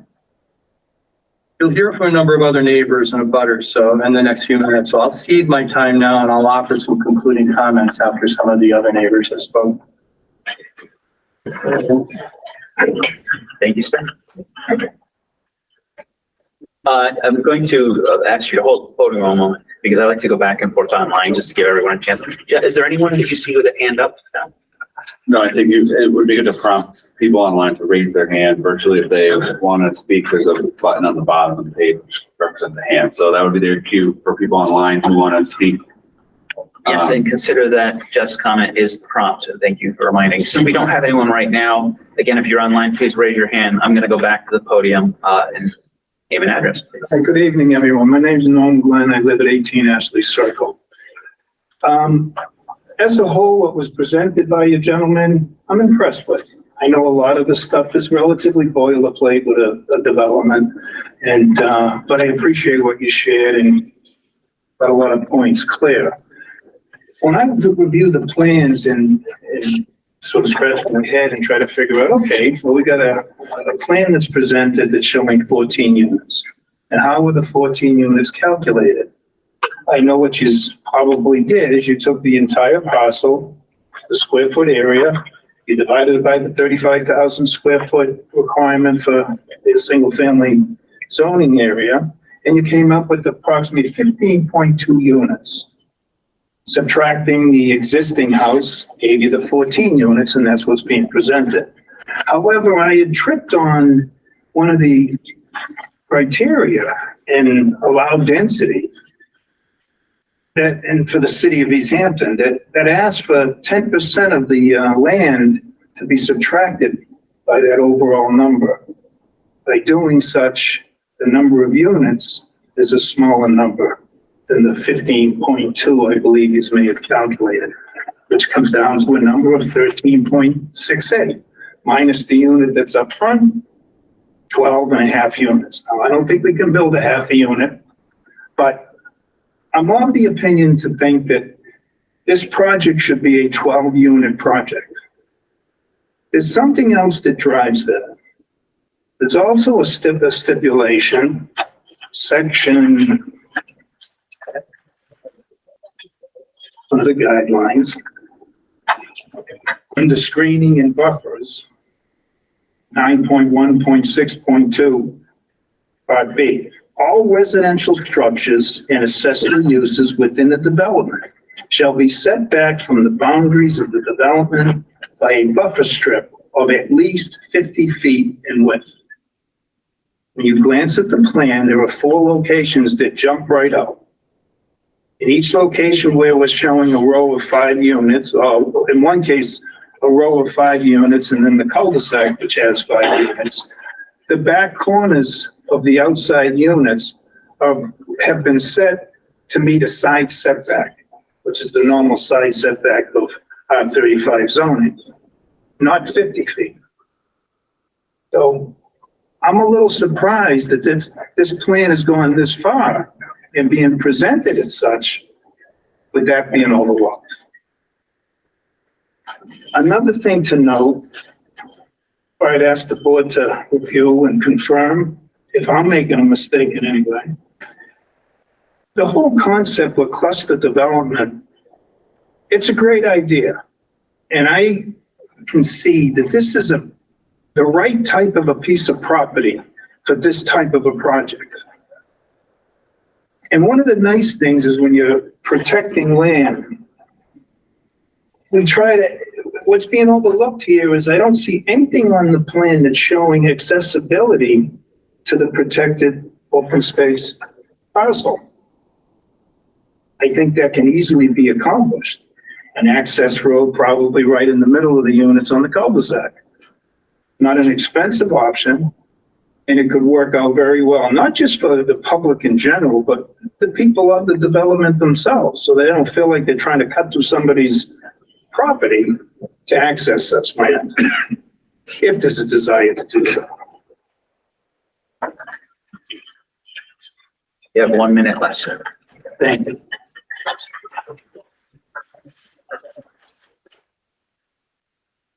And one small note, and this kind of goes off on a slight tangent, but I'll be real quick about it.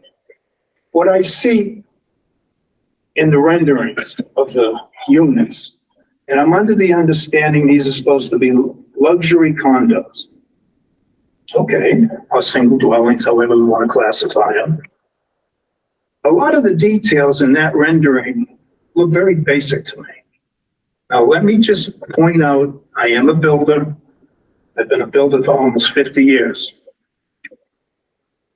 I understand the cost of building is as well, but I think there are a lot of small details that could be done to those that would drastically improve the appearance. What I saw in the renderings is a bunch of side gable ends that were straight, flat, very little detail. They had a band board going across the gate. I don't know. I would think you would want to protect your own interest in the investment that something like this is, to do a lot more with that. I don't mean to sidetrack that, but I wanted to ask about that, and maybe that can get discussed further at a later meeting. Thank you for your time. And thank you, and very cogent responses. That comment about the access road to the back is really interesting. People that might want to, walk around in that interesting area. I don't know what the feasibility is that, but that sounds very cool. Did we get any hands up online, Jeff? Again, just put your hand up online. There we go.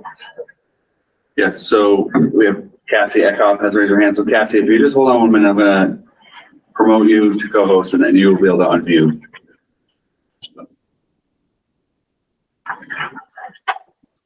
So Cassie, as of now, you should be able to unmute yourself and turn on your camera if you wish. Sure. It's not a good night for me looking wise, but question for you guys. You say you're going to use propane. How is that in harmony with the mayor's plan for decarbonization? So please direct your comments to the board, and after us next meeting, you're able to answer that question. I guess I don't understand the rules well enough. It's okay. Question has been passed on. Yeah, we basically just asked that question of the developer, and the developer will come back at the next meeting with a response to your concern. Thank you. Thank you. All right. Is there anyone else in the room that wishes to speak?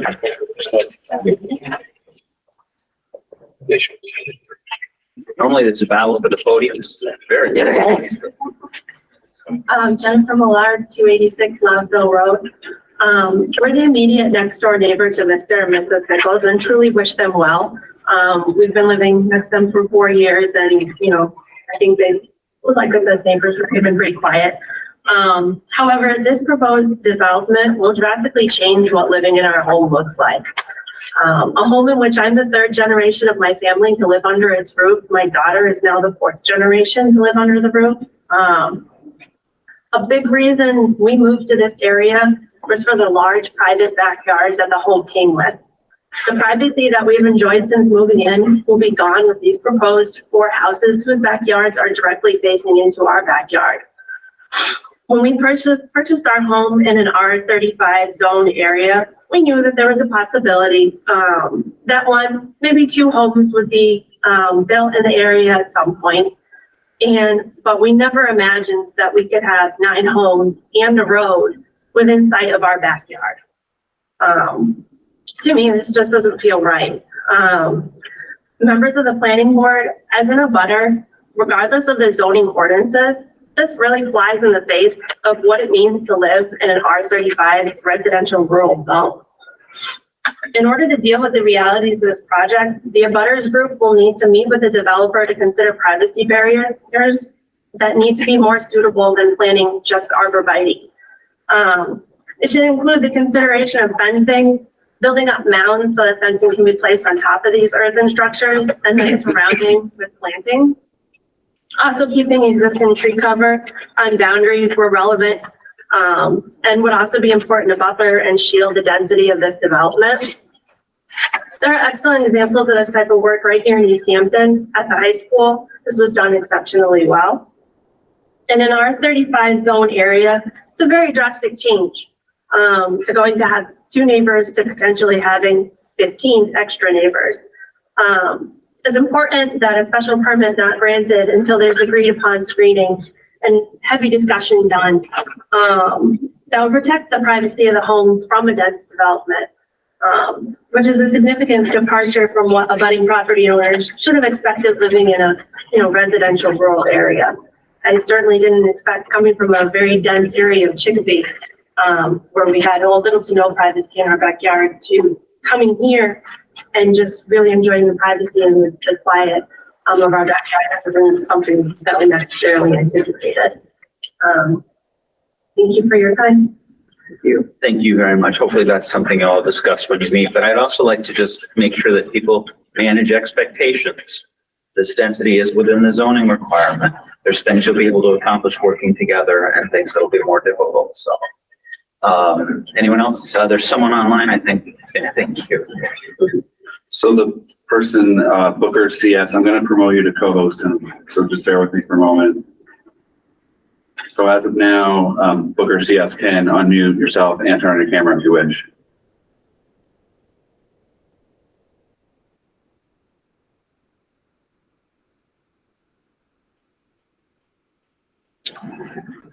Booker, I think he said you can unmute, turn on your camera. Give you a little bit extra here to see if you come in. If you don't, I'll move to the room. We'll put you next. Okay, sorry. Yep, there you go. Okay, Carol Smith, 40 Loudville Road.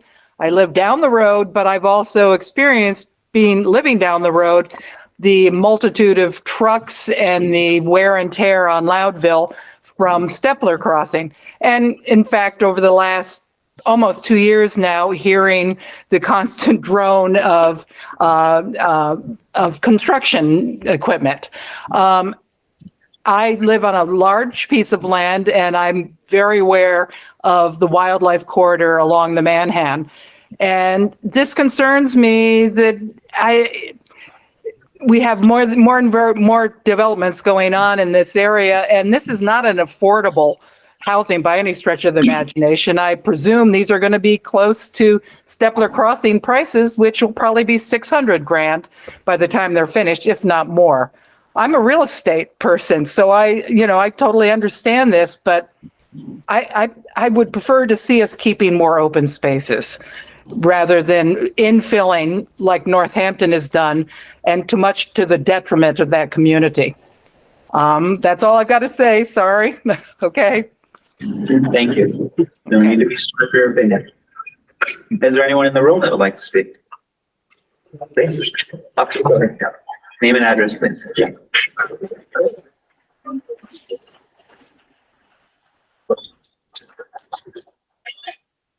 My name is Eric Nesbitt. I live at 4 Hunter Lane.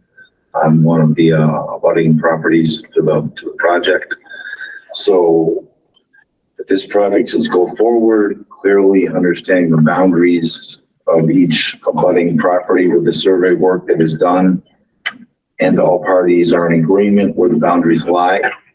Currently, there is varied information where the boundaries exist. This needs to be resolved.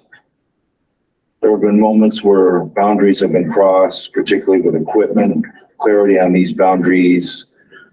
These boundaries will alleviate these missteps. The abutting property owners need to make sure each have a survey done, and then it needs to be matched by the survey work done by the developer. Finally, once the boundaries are clear, examining where the existing tree cover between the properties on the boundaries will be an easy and environmentally sound way of maintaining privacy.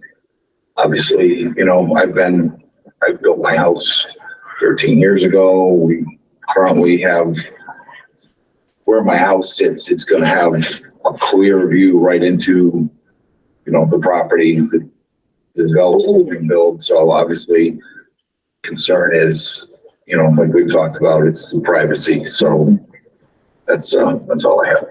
Okay. Yes, we've heard that multiple times. So Just clarify the address. I didn't hear the address. I'm sorry, could you repeat your address, sir?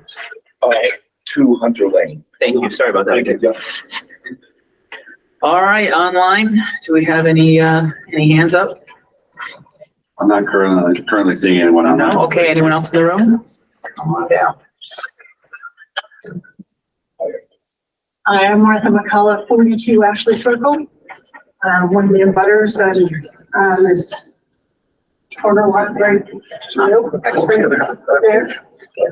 And I'd like to talk, first of all, I'd like to say how much I appreciate the presentation of the group tonight.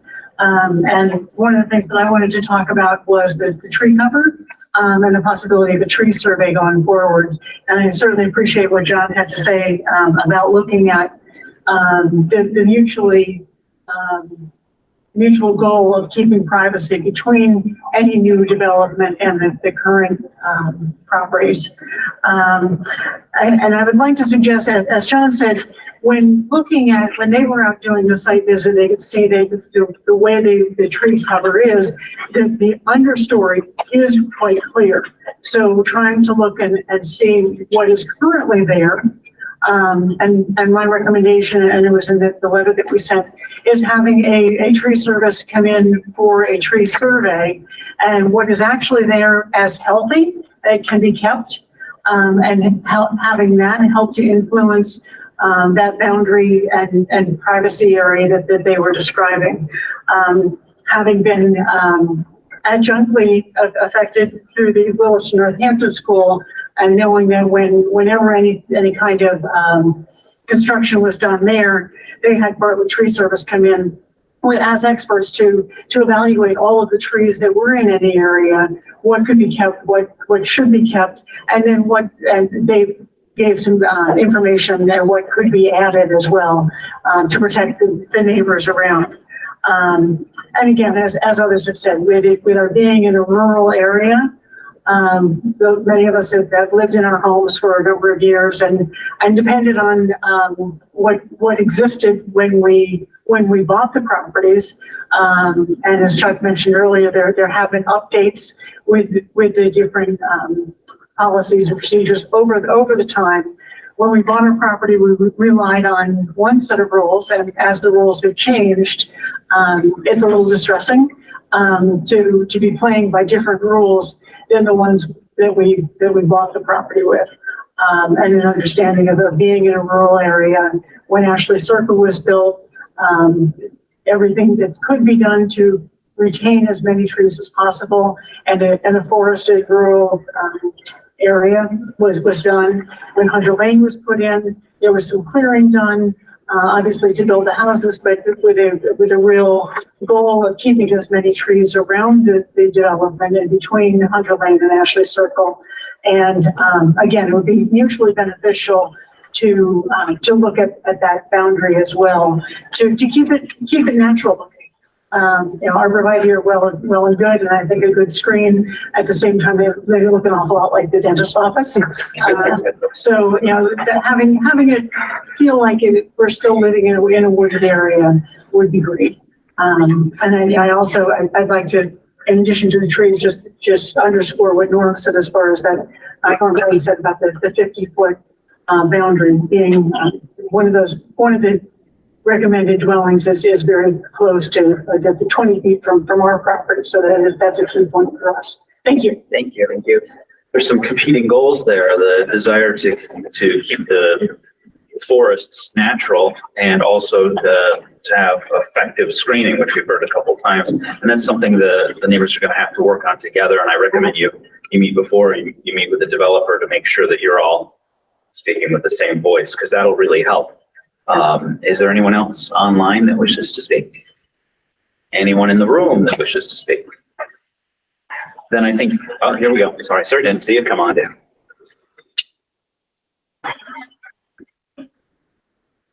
I'm Larry Didier, 600 Lane in Easthampton.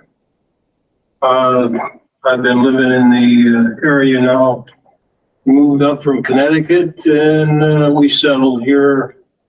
And we've been here about 15 years. And Martha and Chuck are behind us. So we got that tree buffer back there.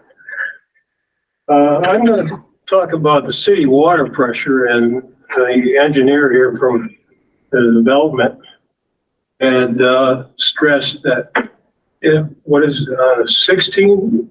What is the size of the pipe? We're 2. Correct. And do you want? Ours is an 8-inch pipe. Obviously, we found that out. That's what you had said. Well, I'm still going to talk about that city water pressure. All neighbors in both the Hunter Lane and Ashley Circle have reported increased random times of reduced water pressure. Now introducing a concentrated number of additional residents, but obviously it's going to be addressed. Exceeding what we would normally consider in a R35 zone area calls into question whether we are going to make a troublesome issue even worse. The abutting property owners are asking the planning board and the city's water department to investigate what is happening here. Take steps to correct the problem, then come back to looking at this development with the eye on what is a reasonable size of the development that will not further challenge the city's infrastructure. This is one of the many reasons we are suggesting there is more work to be done before any approval or a special permit should be granted. In regards to the water pressure, I guess what had happened, they had to replace the pump, but we had to wait like 2-3 weeks to get that pump in, that booster pump. So maybe we can have somebody address this issue and look at it. But right now, everything seems to be fine. Thank you. Thank you. You know, I think in this particular case, you can sit down. I'm just going to address it at large here.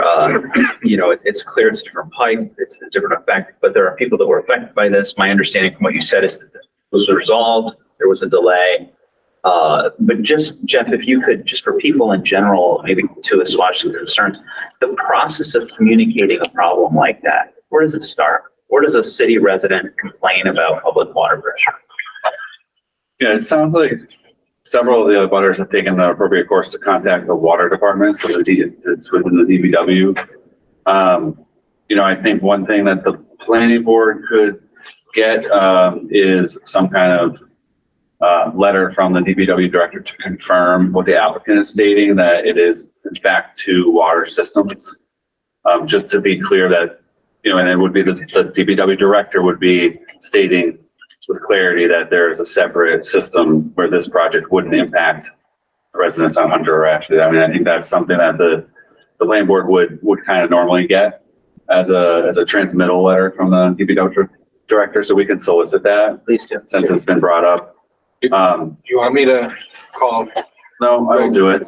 We'll do it through the transmittal process, but I would encourage, you know, residents of Hunter and Ashley to continue to talk to the water department to find out if what your situation is the best that can be, or if there's any other options. I mean, I would be shooting in the dark to say, you know, wondering whether Ashley and Hunter can be connected to the 16-inch main, but I do not know what's involved in that. I don't know if that's an option. I'm sure smarter people than I have already pondered that, but we'll look for clarity for the planning board to confirm that there's separate water lines, that there would be no detriment to residents on Hunter or Ashley. We can confirm that. Okay, thank you very much. That's the best we've got on that issue. Is there anyone else online that wishes to speak, or I see no one? Come on, Detroit. Lori Boucher, I live at 290 Loudville Road. I'm in a butter, and my husband George and I have lived in Easthampton on Loudville Road for 36 years, and we've seen a lot of changes to this road at the amount of developments that are going in there. And the thing that I wanted to bring up today is being concerned about the wildlife. One of the reasons that we moved to Easthampton was we wanted to be out there in a rural area. We all, we live in that R35. We just like being out in nature, and we've been very fortunate to be able to live in that.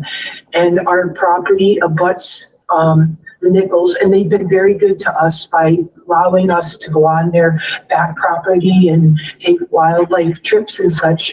But I'm concerned about the wildlife that is there, and if there could be potential problems for those wildlife to live there, because as we continue to condense the amount of houses that are put in there is reducing the amount of space that the animals have to live, and I'm concerned about that. And we've had called in environmental experts. They considered, because of where we live with the Manhan River, they considered it a wildlife corridor. Well, I want it to stay that way. I want to be able to feel like I'm living out there in nature. I don't know that there's endangered species, but we have deer, wild turkey, fox, coyotes, owls, woodpeckers. We have their goshawks in their nest every year, and we look forward to seeing that. And what I'd like to see is to have the Massachusetts National Heritage Program of Mass Wildlife come out and do a study for the area to make sure that there aren't going to be any problems. And from that study to the development plans can be informed by their recommendations, so we can have the minimal impact on the area that's being considered to be built. And so this is going to take time, and so we're recommending to the planning board that a special permit not be granted at this time. Thank you.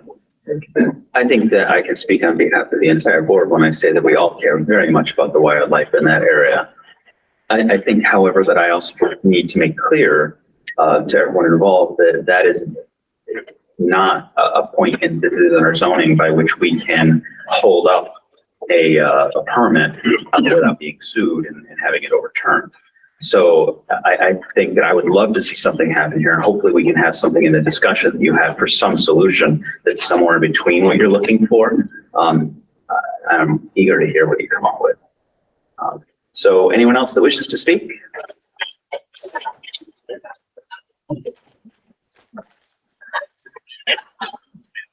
All right, my name's Nate Malari. I live at 286 Lodville Road. Live there with my wife Jennifer and my daughter Eva. She's 2, so she's obviously not here. Your pump station, from what I read on the plans, there's no backup generator or nothing like that. The city, I'm a mechanic for the city, also helped out because every department's short-staffed. So I've been into the lift stations, pump stations, what do you want to call them. Some have no power if the power goes out.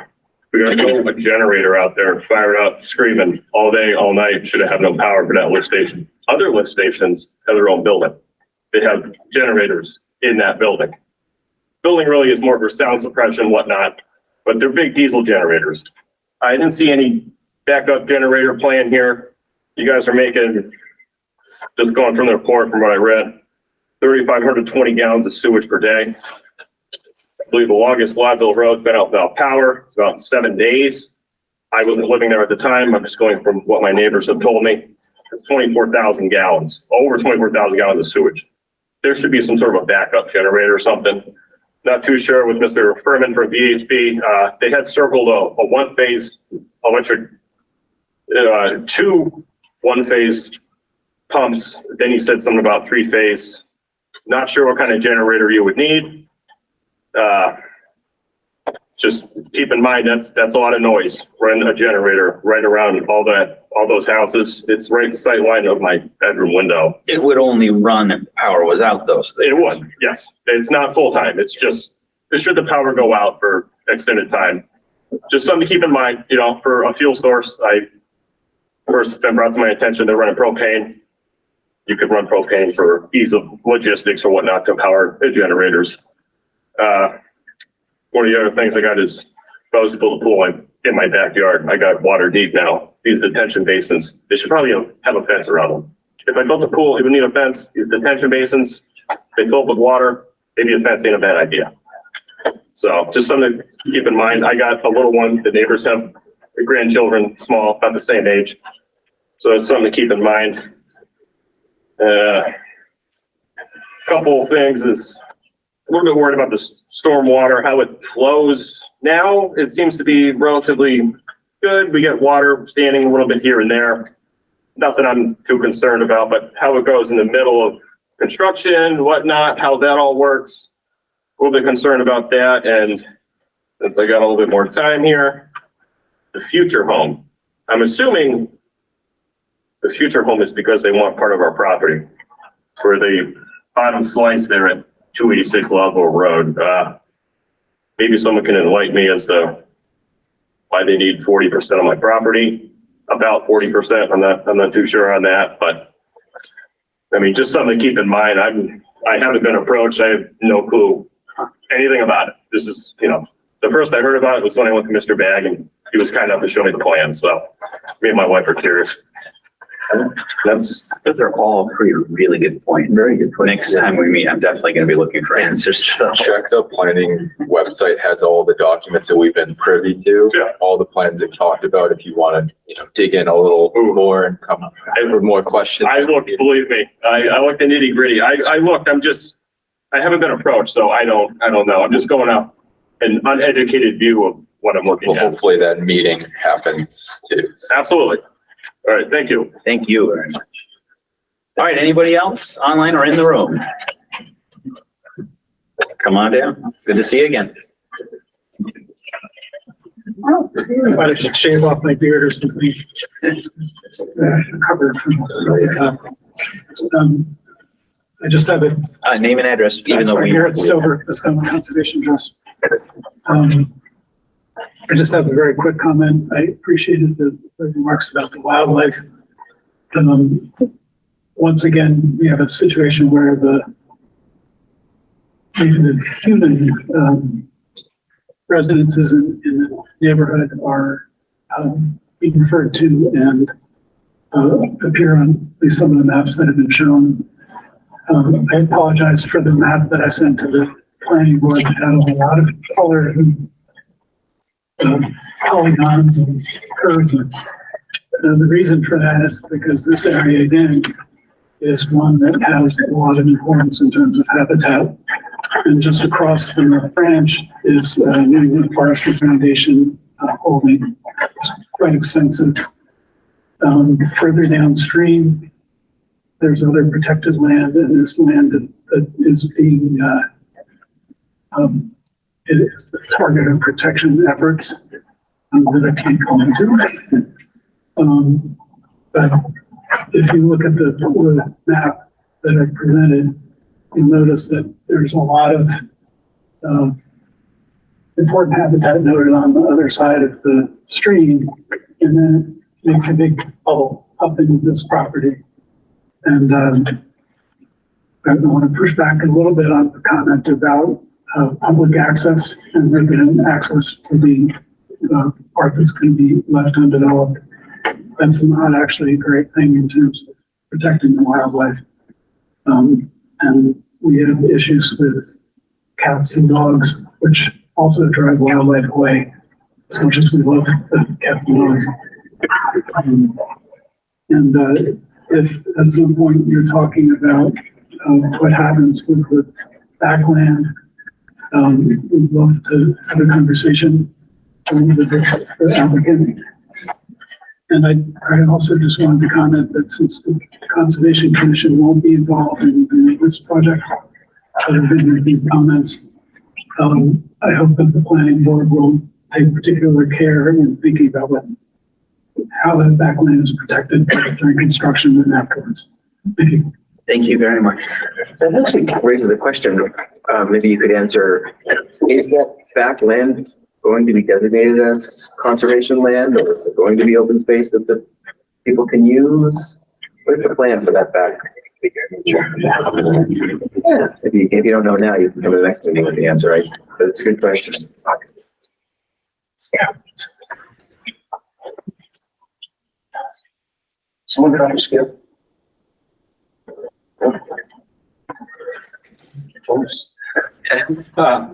The back area is protected under the Riverfront Protection Act. So that buffer basically established it. So no cutting, nothing can be done in there without approval from the Conservation Commission.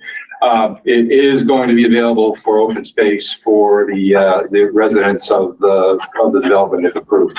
So our intent, when it says for public access, was not for everyone in Easthampton to be able to walk out over here. It's still private property. You know, anyone who lives on the property is a resident of the condominium can have access to walk through there, but it's not for the general public. Okay. Thank you. Appreciate that clarification. So can I just add one thing on that? So it's a conversation probably goes to the next meeting, but between the planning board and the Conservation Commission, there will be some expectation and discussion about permanent markers at the edge of the limited clearing. That will need to be permanent markers at the edge of the limited clearing. We will probably talk through how the Conservation Commission has done that and the expectations around that so that lawn clippings and mowing does not creep over time. And then with section 8.3, there is some expectation that there are some documents, there's some way to codify that the protection of the area other than just riverfront protection. So it's probably a conversation we can have, between now and the next meeting. But similar to a recent project, an easement, a conservation restriction, or something in the homeowners association that solidifies that residents are informed to not go out there and cut down trees or do work in that area. So that is something that we should identify now for a future meeting to kind of go through in more detail. Any thoughts? You good? We'll talk about it. Okay. Yep. Well, it is getting late here. Was there anyone else in the room that wanted to talk? I think someone said they wanted to do a summary. Oh, we got one.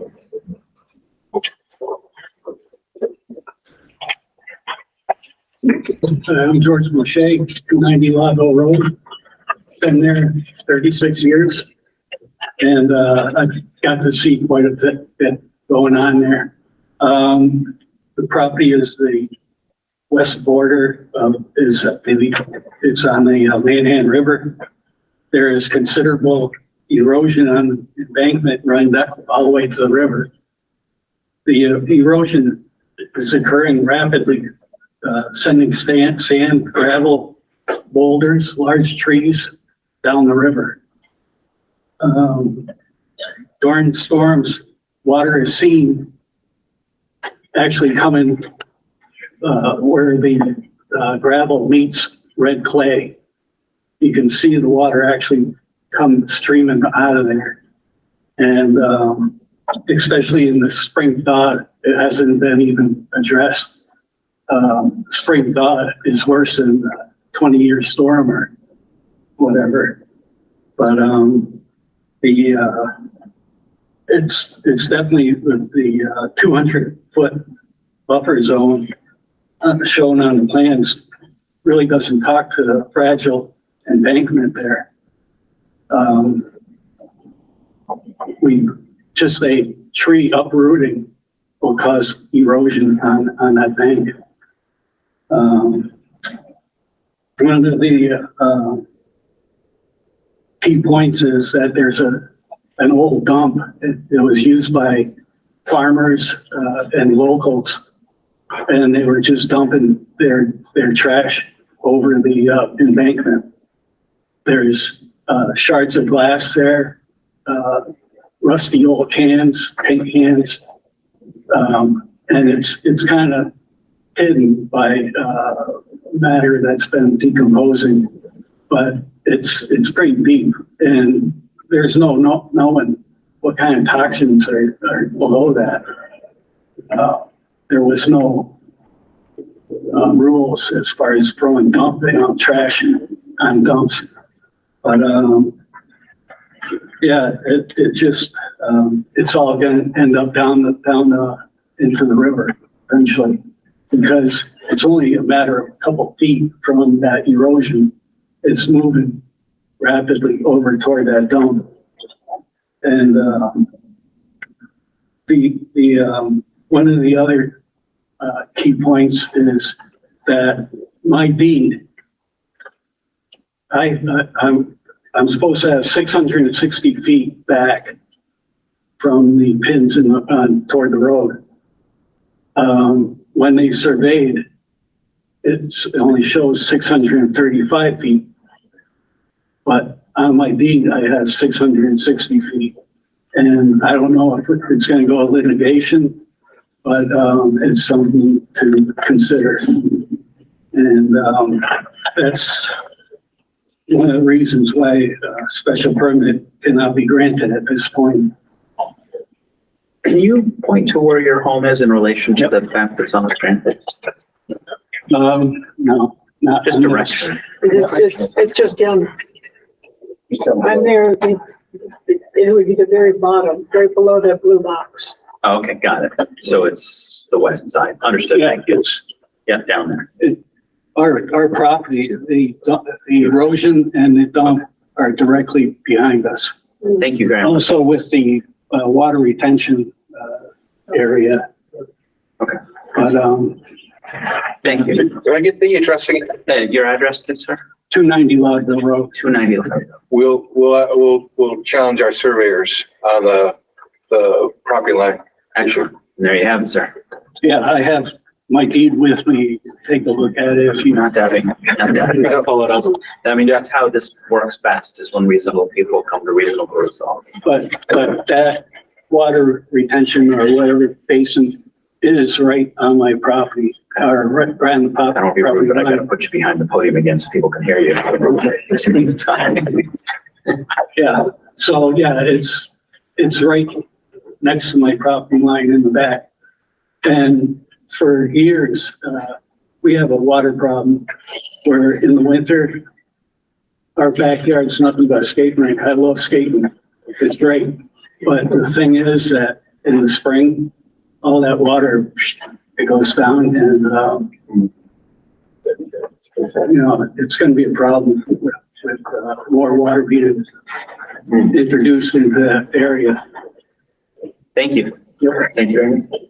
Anyone else? I don't see anyone online. Anyone? Oh, there we go.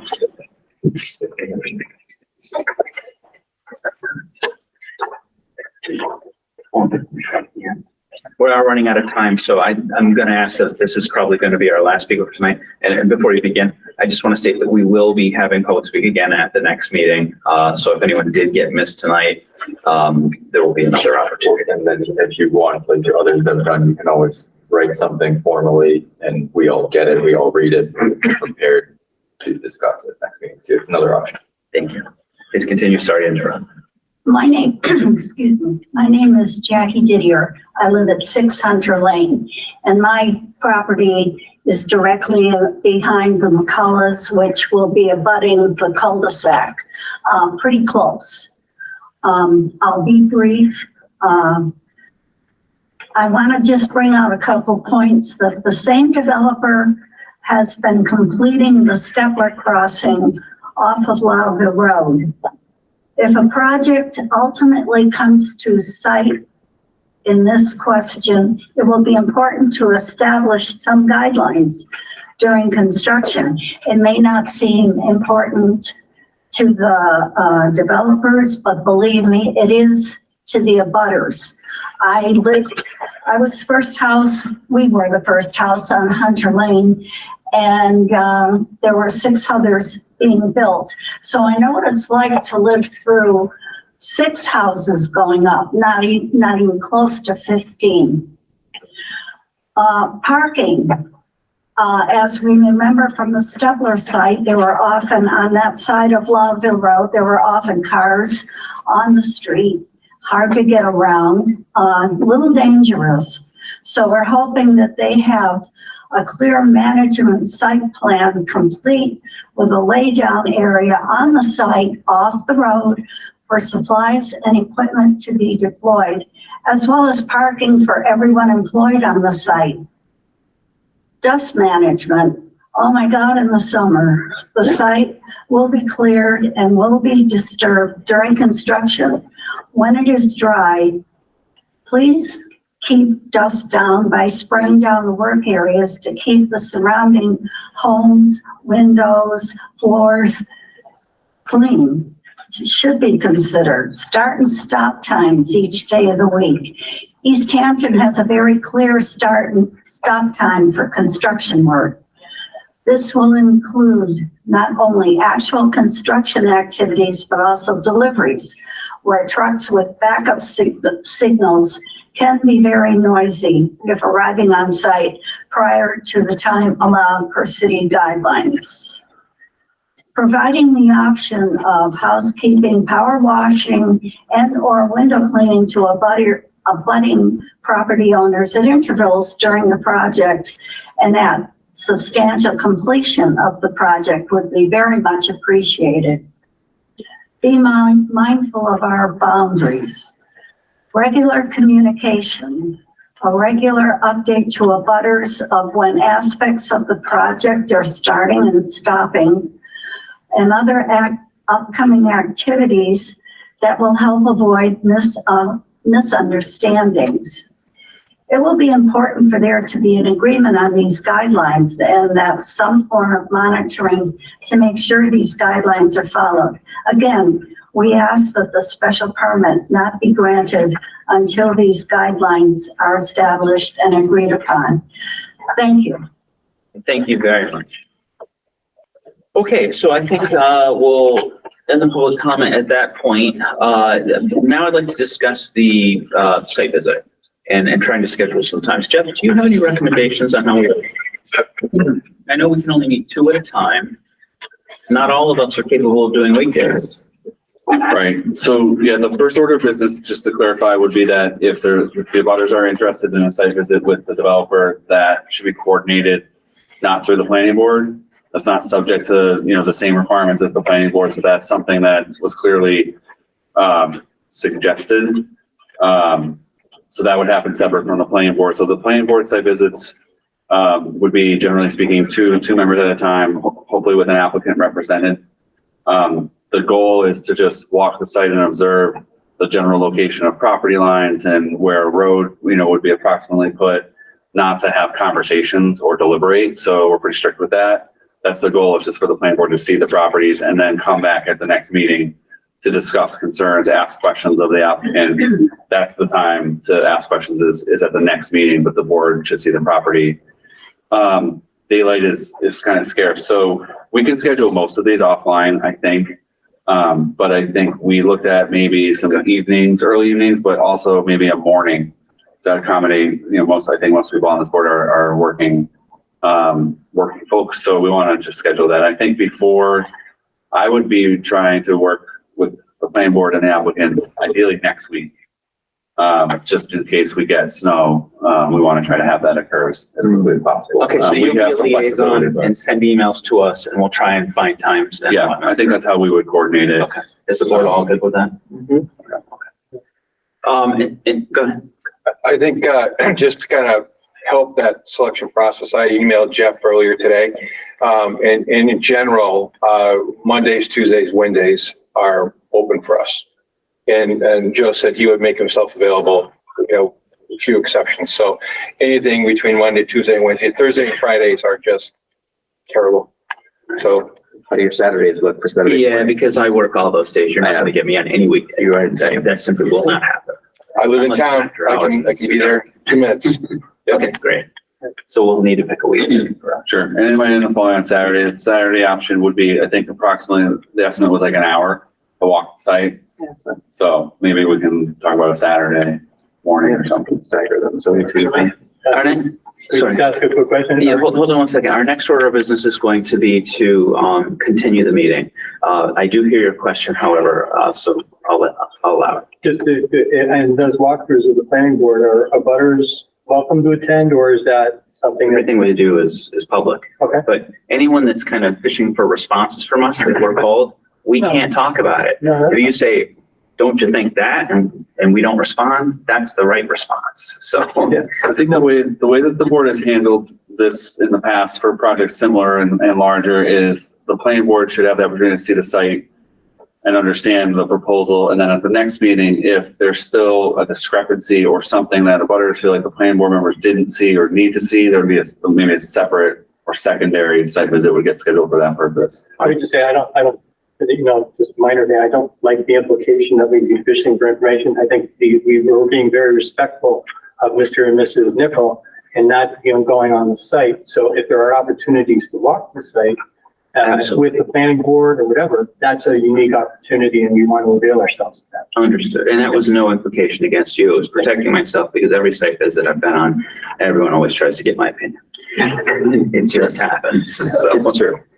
There's people try to influence us during the meeting, during the site visit, and we absolutely cannot do that. That's against the law. So yeah, so that's really what he's getting at. I think it's still a great opportunity for you as a butters to coordinate with the applicant to have your own meeting as well and talk to them about it during that meeting. Which will happen. But I think anytime, any opportunity to be able to walk the site, I think is a great, I concur. Yeah, agreed. Absolutely. I want to make sure that, you contact the guy in the gray back there with the property. Yeah. Yep. He's got that deed and all that. Yep, we'll work on it. Yeah, that's important. That's how we get the. Just a quick question. So 25 feet. Okay. I'm losing. All right, go look at it. Go ahead. So I don't want to put, Chuck or his wife on the spot, but is it fair to say you have everyone's information? If we set up a visit? He's asking if you have contact information and if you have everyone in your group's contact information. we have contact information for everybody in our group. Okay. Is that everybody here? Not everybody's here tonight, but they're on collective email. Okay. Just feel comfortable in that method of contact. Yeah, if you're okay with that. Yeah, that would be fine. Thank you. All right, so I think at this point, Jeff, unless you have any order of business that we need to discuss at the moment, we're ready for a continue. What's our next meeting? Well, December 5th, but there was a suggestion from the planning department that we extend that to the 19th to allow time for these meetings to occur and for you to come up with a document of responses to the initial email that went out. Is the 19th? Yeah, the suggestion would be to skip December 5th and go to December 19th, which is the next regular scheduled planning board meeting. That just, there's not much that's going to happen in 7 days. Yeah. Is the 5th the special meeting? The 5th is on the schedule. Yeah. But we're not able to do anything. That's the royal we over here cannot do anything in the next 7 days. Before I ask for a motion for the 19th, I should ask if you feel that's enough time to get, because we've requested a lot of information. You've got to have a bunch of different meetings. Is that too soon? No, I don't think so. Yeah. We've done a lot of this before. So If some of it can't happen in that meeting, then what's going to end up happening is we'll be continuing again to allow time for whatever we need. It's not resolved. It isn't resolved. What's, is there anything else on that meeting yet, on that date? No, but there is a possibility that something could get scheduled that would happen second to this. I say 6. Yep. All right, so I move to continue the public hearing for a special permit at 282 Loudville Road to December 19th at 6 p.m. Is there a second? I'll second. Great. All right. All in favor? Aye. Any against or abstentions? And there you have it. Great. And then just one more thing, just for people in the room and people online, there is no other postcard notification in the mail of that meeting. This is the requirement to verbally continue to that date. So for people who are interested in following along, that's your notification. That's the next time this item will get discussed. There's no more mail notification of the meetings. Okay, great. Well, we don't have anything else on our agenda tonight, so you know what I'm looking for. Hold on. Yeah, go ahead. Make a motion to adjourn. Before you do that, I had other business unanticipated. Okay. I rescind my motion. Fair enough. It's quick. While I have the board, I just want to let you know that we have hired someone for the associate planner. Fantastic. So, his name is Dylan. He's actually starting next week. Oh, wonderful. He resides in Amherst and he sat on their zoning board of appeals for several years. Excellent. We're still meeting, folks, please. But I just wanted to tell you, so I'll start to bring him to some certain meetings and he's gonna help get the minutes first and foremost. And then he'll be learning the ropes, and then he'll eventually be sitting with you guys, but it'll be a while. So, that's Wonderful. really Good nice. news. Good news. This guy ride a bike? What's that? Does this guy ride a bike? He probably rides a bike, but he probably doesn't ride from Amherst. So, On that note, I make a motion to Second, all in favor? Aye. Any against, abstentions? And we are adjourned. Thank you, everybody. This government meeting is brought to you by Eastworks and our local cable subscribers.